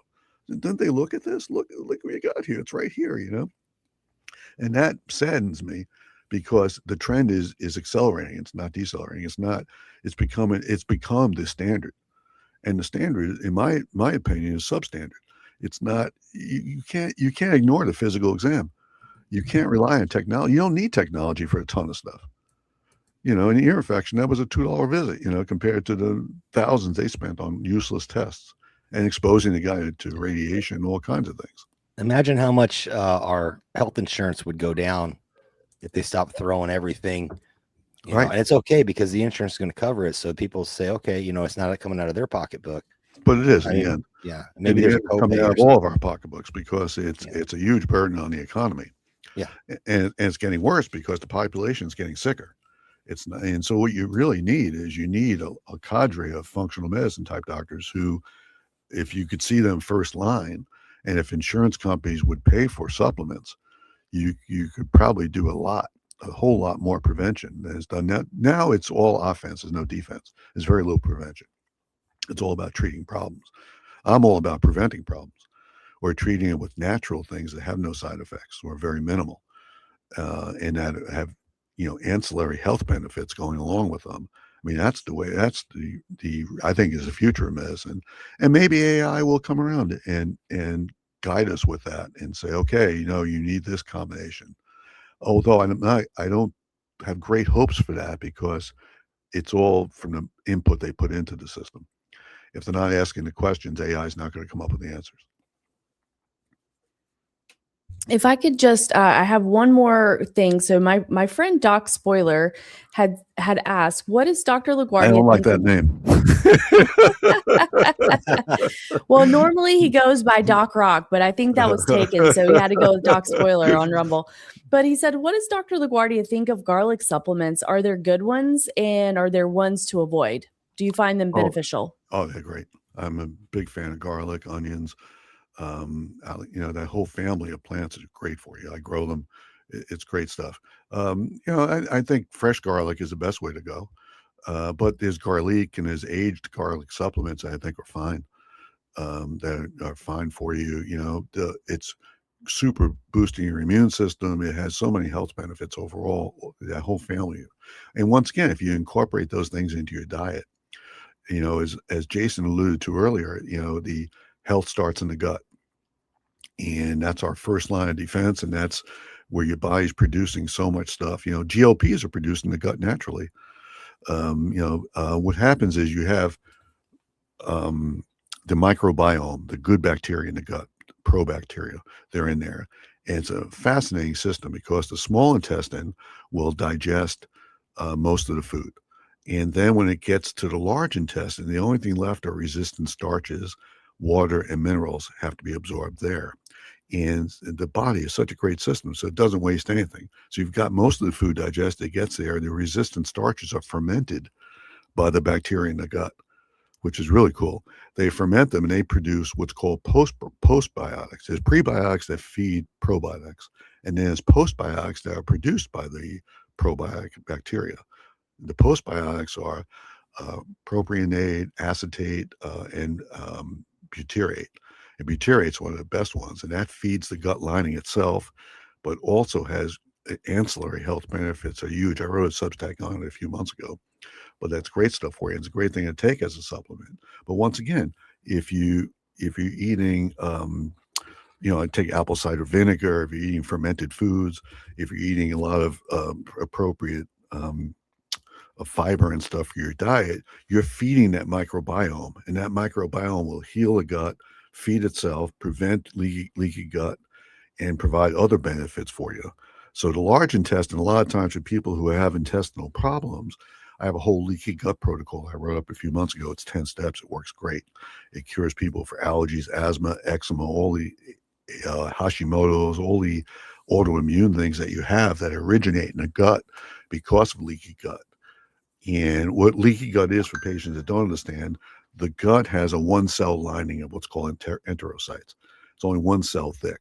On top of that is like a shag rug of microvilli that project of it with probiotic bacteria on top of that in the microbiome that pre-digests food and gives it to this huge absorption area of the microvilli, and then is absorbed in. But those cells fit together in what's called tight junctions. They're glued together and they fit in a yin-yang kind of scenario where one cups into the other. And the reason for that is because we don't want anything undigested to pass between them. It has to go through them and into the portal blood system, delivered to the liver. The liver will take the nutrients out, detoxify anything bad there. Now, when you have leaky gut, which almost everyone has, you have those tight junctions are open, and pieces of undigested protein are going in there. And if that protein is similar, for example, to the thyroid, you'll get Hashimoto's. If it's similar to joints, you'll wind up with arthritis. There's always the skin will wind up with dermatitis, eczema, psoriasis, all those kind of things. And so once again, If you go back to the functional medicine approach and look at start with the gut and keep the gut healthy, that will be great for it. So what I do is the lining of the gut, unlike all the cells in the body, don't live on glucose like everywhere else. The lining of the small intestine lives on L-glutamine, and the large intestine lives on medium and short chain triglycerides, butyrate, and so I supplement those to heal the gut. I give them L-glutamine, and for the small intestine, and for the large intestine, I give them medium chain triglycerides. You can get those in a supplement form, but I just tell them to take coconut oil, which is great for you, and is once again the natural way to have it. But you could do it either way, and that supplements and helps the lining of the gut. I also give colostrum, which is great stuff. Colostrum is the first milk of a mammal. So most cows die of GI problems. Most animals actually overall. And so when they're infants, even humans were dying of that before. And consequently, colostrum is full of antibodies against things that would harm the gut. And it's full of nutrients. It is just wonderful for you. And so colostrum, it puts out the fire in the gut and soothes it and feeds your body. So I give them colostrum, L-glutamine, medium chain triglycerides. I give them collagen and vitamin C to help rebuild the lining as well. And I tell them to eat a lot of fermented foods. And that combination doesn't work overnight. It'll take 3, 6, 9 months. It depends where you started. If your body's riddled with allergies, eczema, psoriasis, asthma, Hashimoto's, rheumatoid arthritis, you have all these autoimmune things, it's going to take a while to get you back to baseline, but it will work if you stick with it. By the same token, you have to avoid processed foods, which are full of toxins like glyphosate, Roundup, which punches holes in your intestinal lining.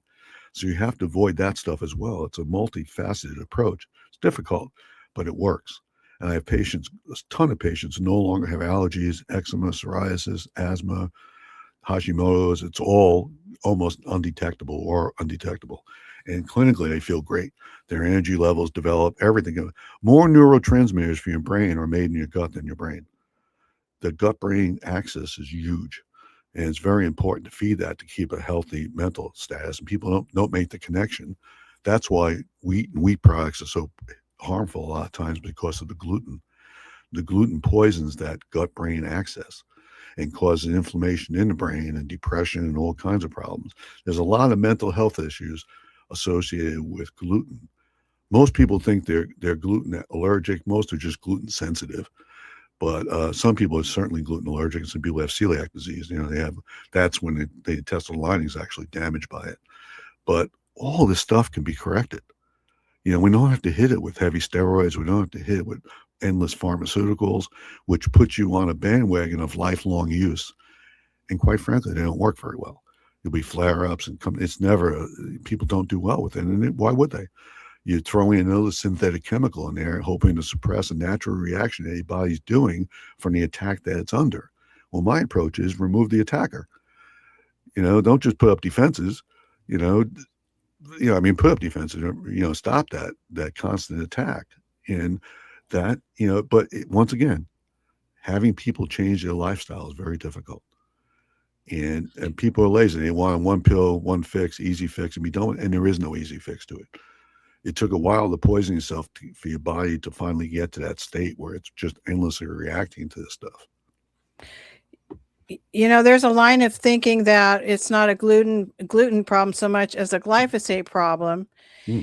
And so I'm curious, there have been questions about pesticides, but then also we have a question from Guard that says, I've been looking more into cocoa flavonoids for fatigue and part of long COVID therapy.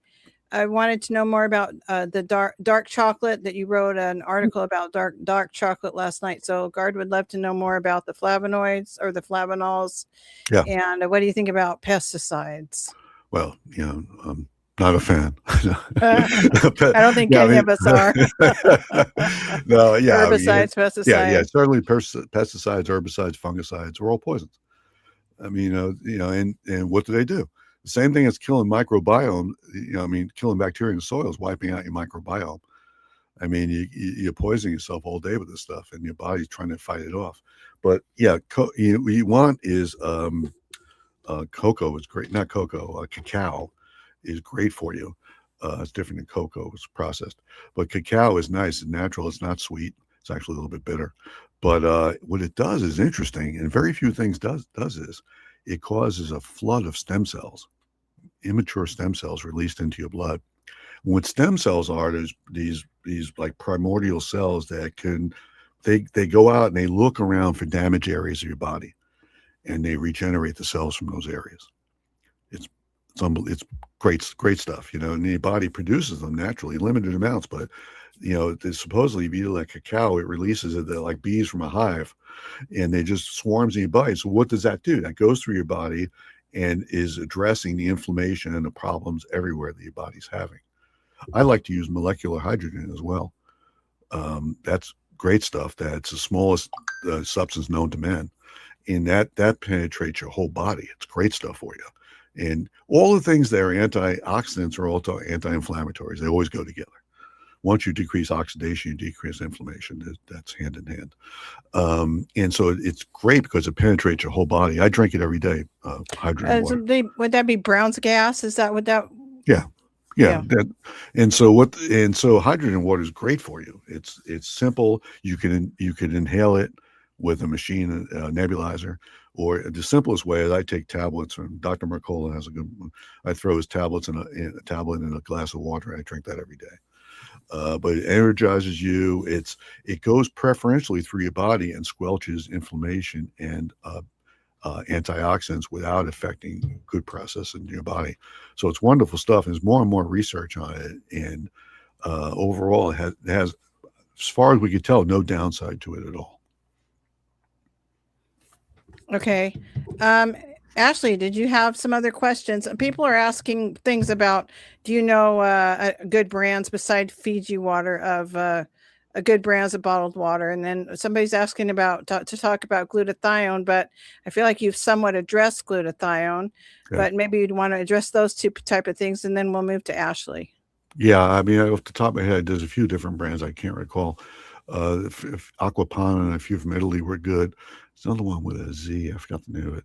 But yeah, you can look online. They'll list the top 4 or 5 brands. Fiji water is always on the top.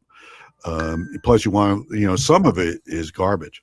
Some of the mineral waters that they have are not really mineral waters, just reverse osmosis. They filter them twice and tell you it's from some great spring somewhere. So you have to really do a little research on it. You want as many minerals in it, and as I alluded to earlier, you want silicone content in it. Now, glutathione is the master antioxidant for your body, and NAC produces that, and glycine helps that as well. But glutathione is great for you. It's also a master, besides being an antioxidant, detoxifier. It helps detoxify your body of heavy metals, which are hard to get rid of, and other things. Provides energy to you. It has no downside. Boosts your immune system. So it's great stuff. So I take NAC every day, which is an N-acetylcysteine. It's a precursor to it. Previously you couldn't take glutathione supplements; they weren't working, but now they have suppositories and they have other ones that are liposomal that you can take for it. And I will say, check out Doc's Substack. He covers so many of these things. And me being mercury toxic, I have to watch the glutathione I take in NAC. NAC bothers me. I'm sensitive to that. So I take L-glutamine and glycine in certain proportions to help myself boost the glycine. I'll do it. Yeah, that's what I do. I have big canisters of L-glutamine, L-glycine, N-acetol, different things that I've had to add into my life to be able to function. So please check out Doc's Substack, The Medical Underground. He covers many of these things in depth, and he will warn you when the heavy science is coming if you want to avoid those parts of the Substack, but he adds in the in-depth science as well for those of us who enjoy going more in-depth. So yeah, there's always a fine balance, because I don't want to glaze people's eyes over with heavy science. So if I really take it, but by the same token, I don't want to ignore it. For those who like to understand better, I'm a teacher overall. I like to teach patients and teach. I do too. Yeah, and so if you really master a subject, you master it when you can teach it. And so I try to, every week I come up with something on Substack that I write about. I take a deep dive into it. And I'll say in the section, if you're not a big fan of science, skip to the next section, just so they don't have to go through it. But I always I make it more and more graphics and different things in it to make it more interesting for patients. But it's free. It's free, and it's every week. Okay, Ashley, go ahead. Yeah. So in light of so many people not only dealing with the obesity epidemic, but also dealing with the diabetes epidemic. So we have the, the type 2 diabetes, which is very common. And it does seem to be with people, it affects an entire spectrum of people. Some people are not really overweight and they're still struggling with this. And, but one of the things I wanted to ask you was, what are some supplements? Of course, this is not medical advice, and I know that you would want to treat that patient directly, but generally well-tolerated supplements and spices, like, for example, cinnamon, or things that people who are maybe they do have a glucose monitor, but they're also having to administer insulin to themselves.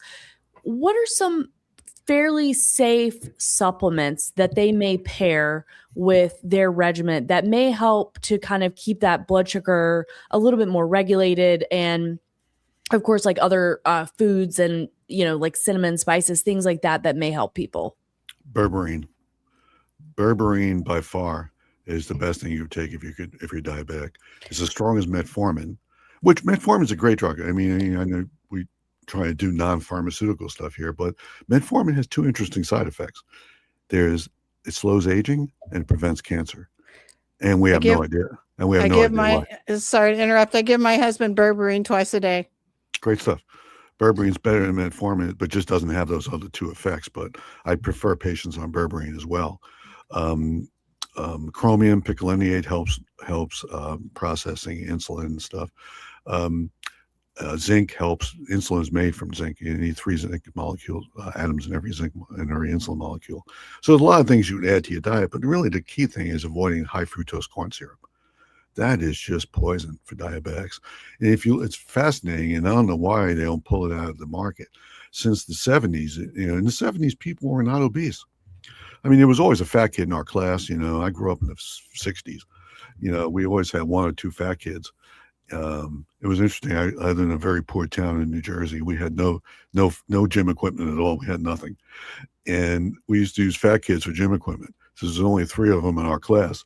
So our teacher would believe it or not, we'd have to carry them the length of the gym and back and forth twice. We jumped over them for the broad jump. And the gym teacher, Mr. Bentz, who would follow through the gates of hell, we love the guy, he would pass them if they would be the gym equipment. So it worked out good for them. It worked out good for us. But my point was, there's so few fat people in those days. It was unusual. Everyone was lean. Most adults weren't lean. The obesity wasn't where it is now. If you pair the use of high fructose corn syrup with obesity, the graphs superimpose. They go right up with each other. It's inflammatory, but it's cheap, and they make a lot of it instead of using it. Kennedy got them to turn some things back to use regular sugar, and Coca-Cola was better for you than it is now. In the original days, they used cane, sugar and stuff like that in it rather than high fructose corn syrup, which is in everything. And if you look at packaging now, my God, it's in all the foods. And it's just horrible for kids because insulin is a fat storage hormone. So the higher you spike your insulin, the more you'll store fat. And glucose, carbohydrates break down to glucose. Glucose causes insulin to go up to drive sugar into the cells. And with that, you get obesity. So it's all about insulin. So that's why the intermittent fasting works so well as well. Your insulin levels plummet. 18-hour fast, your insulin levels are back to baseline. That's great for you because we were not designed to have this food abundance. We were not designed to eat 3 meals a day. That came out of, who knows where that came from. Most of the time people ate subsistence amounts. They were thin. They weren't starving for the most part. Sometimes they were, but your body's made for that. And some food deprivation is good for you. It allows autophagy. You clean out yourself. Your body repairs itself. It's good. Your insulin levels drop. Your hormone levels equilibrate. It's all good stuff, and now we've got food 24/7. You get up at night, you wake up, you grab a snack, go back to bed. It's horrible. And that was why I alluded to earlier that intermittent fasting works so well for weight loss. It's all about the insulin as well.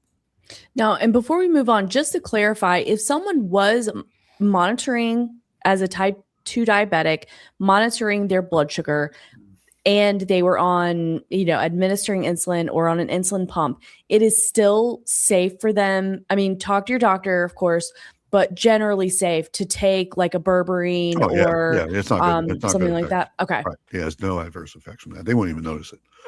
There's a small drop in it, but usually by the time they're insulin dependent, they're well advanced. And Also, I'm sorry, I use apple cider vinegar. My husband is very stubborn, and he is diabetic, and I can control his diabetes with diet. I can easily control it, but with diet. But sometimes he goes off the reservation. And so when his blood sugar gets out of control, I use apple cider vinegar, berberine twice a day with the metformin also.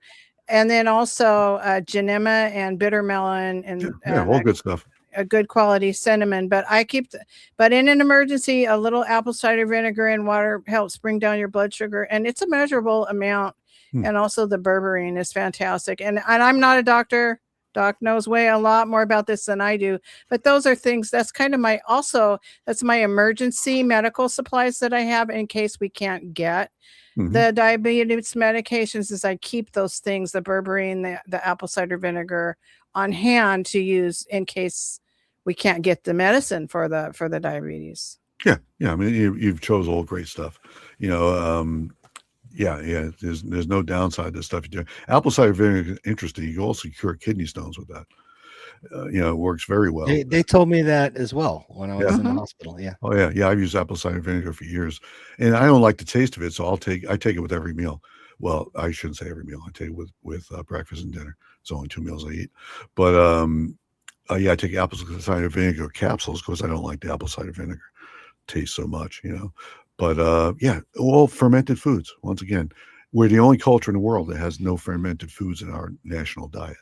Every country in the world has great stuff in it. By the way, the best one in the world is kimchi from Korea. Kimchi by far dwarfs the others. It has the greatest. I think there's 129 different probiotic bacteria in it. It's unbelievably good for you. It's a taste thing. You have to get used to it. But if you had to pick one fermented food, by far, kimchi is the best. I like kefir. I drink kefir every day too, which is like a liquid yogurt. Just because I want to provide the probiotic bacteria in there. But there is a problem with probiotic bacteria is that, do you know what the life expectancy of them are? And you guys have any idea how long the average probiotic bacteria lives? No, it's interesting. 20 minutes. That's Seriously? a generation. That's a generation. So in a day, you have 72 generations of them passing in your gut. 72 generations in a day. So, when that's very sobering when you think about that. And that's what part of the problem is. And I always say that is just giving probiotic bacteria is very difficult to establish a good colony of them in the gut because of that. And because of the terrain, you can't ignore the terrain. The terrain is everything. And so you have to have the right environment for those probiotic bacteria to live. So you have to provide prebiotic food for them. Patients take them on an empty stomach. I mean, it's worthless. You have to feed them. They're alive. And, and you have to keep that gut. You have to stop the glyphosate. You have to stop all the poisons going in there so they have a chance to establish themselves.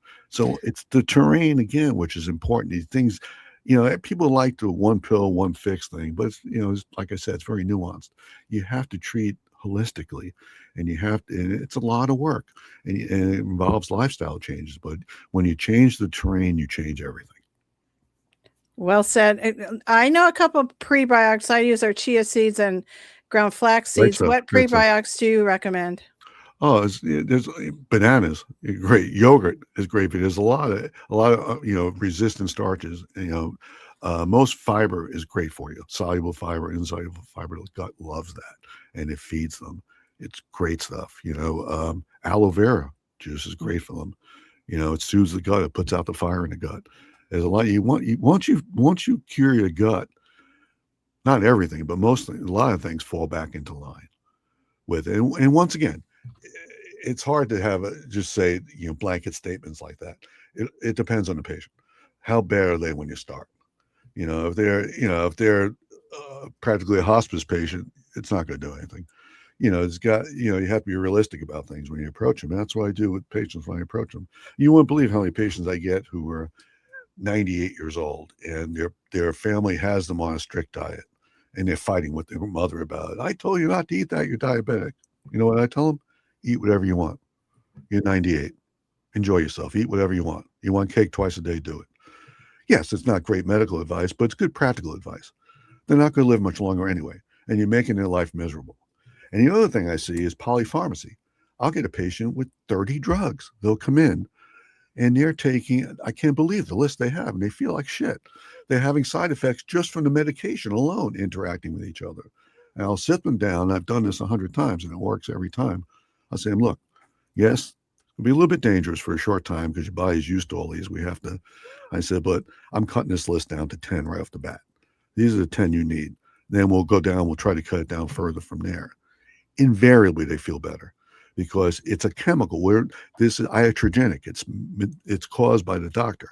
We're giving too many pharmaceuticals to them, and no one's looking at the interaction of them. Okay.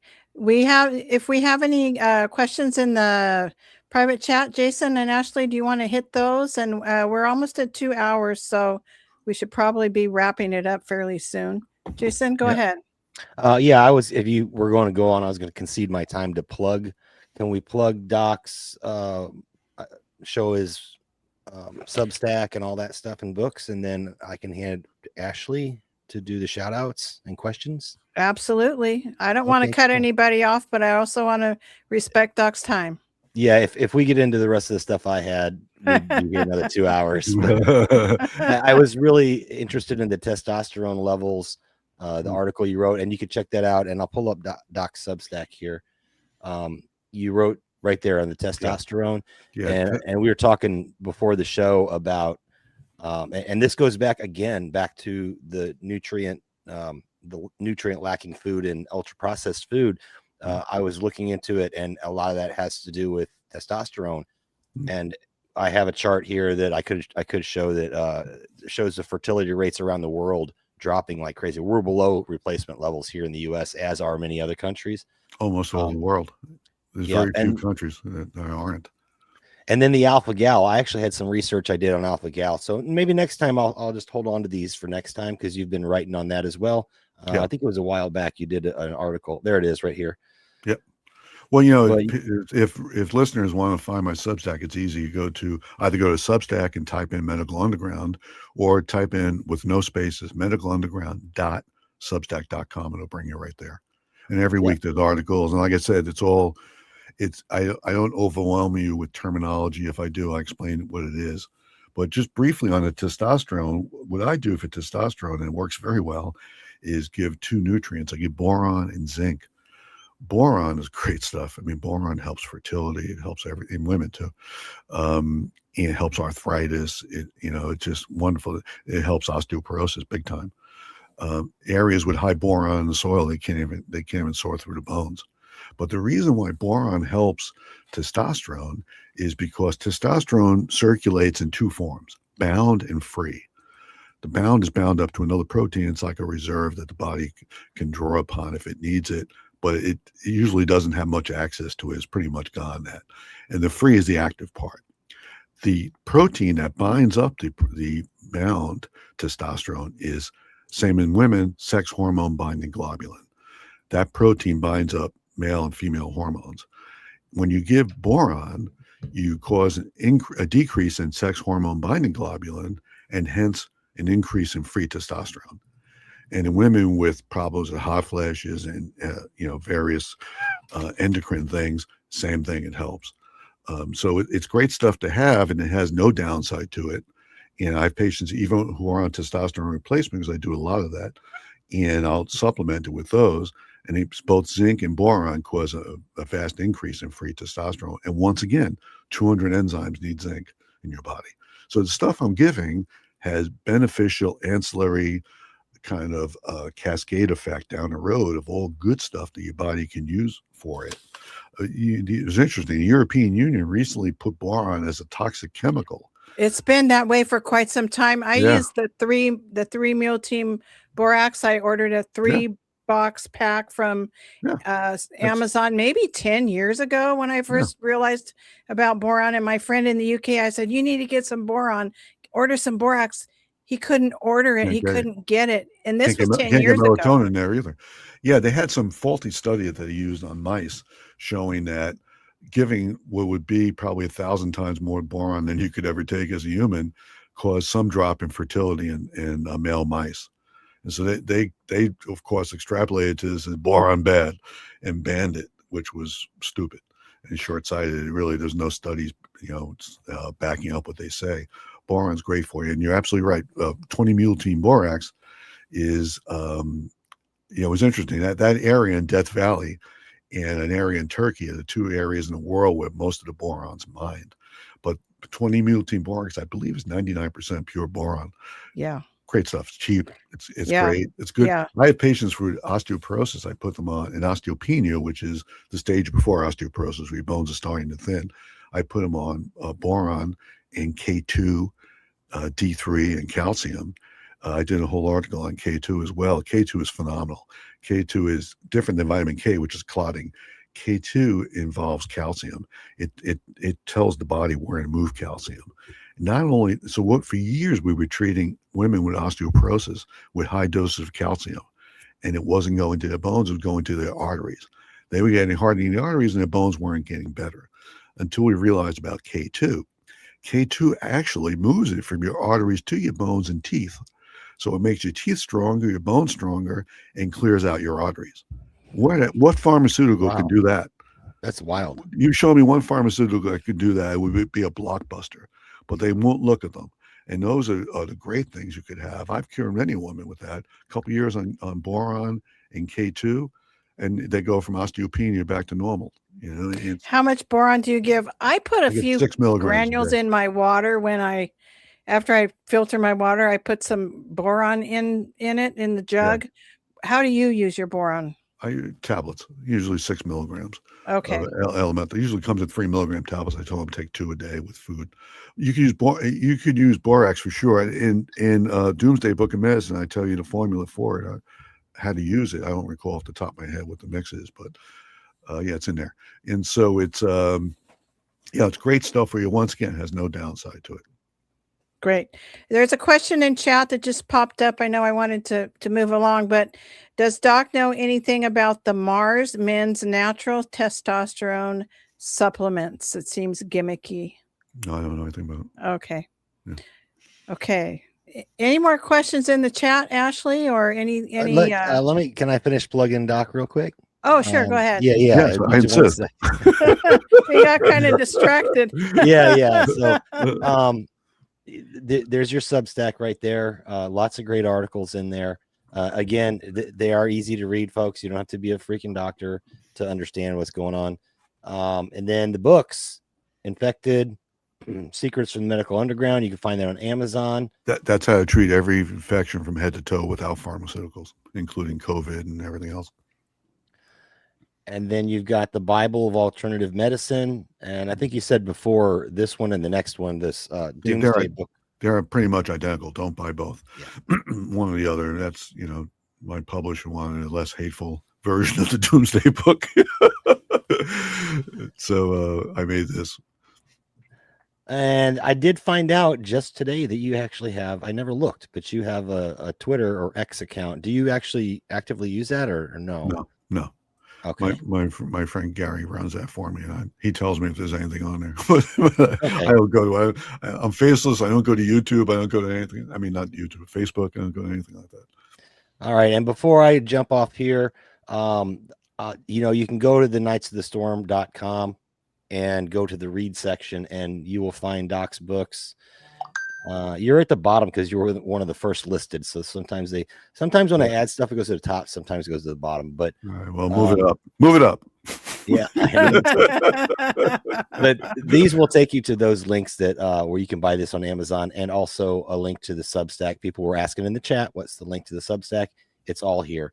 The people that we have on frequently, and we really appreciate their work, we throw them down here. And so I don't know if you want a different graphic, Doc. Let me know. I kind of just made this one up, but use my face. Put my face for one of the okay, I can change that. I still got to add Ashley and Karen's new shows to the website. And before we get to questions, I did want to say, Ashley, that let me take my screen down here. When Karen had Doc on a couple weeks ago, there was a question that wasn't answered regarding the arsenal behind him. So I don't know if he wants to talk about that. There was a question asked and answered, but it was a short answer. I frequently, when I'm doing podcasts, they'll ask me about that, and I'll goof and say it's my wife's office. I'm just using it for the show, but she's Sicilian, you know how they are. But I'm into. I have a federal gun license. I'm into FFL. I'm into curio and collectors, old guns. I don't like new guns. I like the old stuff. And so I have all the guns from World War II, World War I, the Civil War, back to the Revolution, and in between. I just love them. They're works of art. They're beautiful and they're well made. And I think they're historical pieces. I've got one called an Evans repeater that probably most people haven't heard of. It was made by a dentist in Maine during the Civil War. The original gun held, I believe, 36 rounds, largest repeater in history. And the modified version with a higher caliber holds 28 rounds. It was made with a spiral, in the stock. The bullets were held in a spiral in there that fed directly into the action. Cool gun. But I just love that old stuff. Real quick, I got to throw this in there. Somebody just made me aware of this from a gun show I watch. The M14. They are now releasing Army surplus ones. Yeah, right through the civilian marksmanship program. Yeah, exactly. And that's something a lot of people don't know, but they've converted them permanently to semi-auto, and you can purchase them now. Yep. Even cooler gun is the B-59. It was the Italian company, Beretta. After World War II, they had tons of M1 Garands there, and they modified it. They put a bipod in the front of it, and they put a magazine in it instead of a clip fed from the top, a stripper clip, and a very cool gun. That you can buy. You could still buy around. They're around now, which I love the M1 Garand. That's one of my favorite rifles ever. The gun that won World War II, right? Yep. And that's all I had, Karen. Sorry. Okay. I want to thank everybody for the great links people have been sharing in chat. We've had people sharing a lot of great links to different supplements, different studies, SALT, group that does testing, third-party testing on different things. So we have such a knowledgeable group of listeners and people in the chat. So I want to thank you all for sharing with each other and with us, and for the great questions today for Dr. LaGuardia. And Ashley, you want to go ahead and make your closing remarks and call out the chat, please? Sure. Thank you very much for taking the time to be with us, Dr. LaGuardia. All kinds of questions and interesting conversation today, and the chat really enjoyed it. So our chat, we had Bri Deb Mack, Nostradamus, LT Oracle of Truth, Gardner Goldsmith, Nostradamus, Bronx Stomper, Skunk Hollow Rose Gardens, Do Not Obey, Doc Spoiler, aka Doc Rock, and I did pin his Discord in the chat if you are interested in joining Doc for movie night tonight. Join at 7 p.m. Saturday for The Sand Pebbles. That is movie. Doc's movie. Steve McQueen. Okay. Exactly. Yes, that's what he was talking about in his Discord, Doc. And Doc, our buddy Doc Rock, he loves the old movies. So he shows them every Saturday and Monday and does a nice little presentation. So great. D2T, Tom, Misfit 1904, Ronnie Omelets, Tony Ty, Sam, sounds like a mob family. Yes, it really is. Tony the Tie. Yes. Tony Ty. He could be in league with those mafioso in North Jersey. Making me homesick. Right.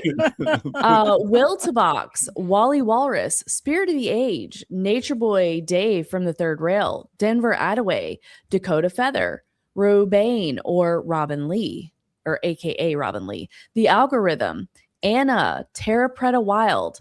And if I missed anyone else, I truly apologize. I try to keep track today, but thank you all for joining us. And that's it for me. If anybody wants to check out the work that I've been doing, Sweets suggested that I do Linktree. So you can find me on Linktree at Think Change Repeat. And I've been putting up all the ways to find the Think Change Repeat show and Fool Me Twice. So here we go. Okay. Well, thank you for having me. Thank you so much for being here, Dr. LaGuardia. We appreciate you so much. And thank you for being the inaugural guest on my first show. That was a great way to start. My absolute pleasure. And I'd love to have you back fairly regularly. Maybe we can work that out. So because people continue to submit questions to me. So I'm like, I'll ask. I know. Unfortunately, each answer unleashes a whole bunch of more questions. Right. As I go down whatever road we're talking about, It's a never ending. So I want to thank everybody for being here too. I'm seeing people in the chat who usually aren't here. Thank you to the listeners on Twitter. I see we have 19 listeners on Twitter as well. And to those who view into the future. Are we ready to go, Jason? Are we done? I'm ready when you are. Ready. Okay. So with that being said, I'll say mindset is everything. Stay positive. Count your blessings. Go out and do some things you love, to enjoy doing. Try to help others. Put a smile on your face and carry that smile in your heart. This too shall pass. And I think we're all here to learn and grow and help one another the best that we can. And we certainly thank Doc for all that he does to help others as we move through this world on a journey together. So I will say, keep your sword sharp. Keep your armor tight, shine your light, and have a great week, everybody. Thank you. Thank you, Ashley, Jason, Doc LaGuardia. Thanks to everybody in chat. Okay, let's play us out, Jason.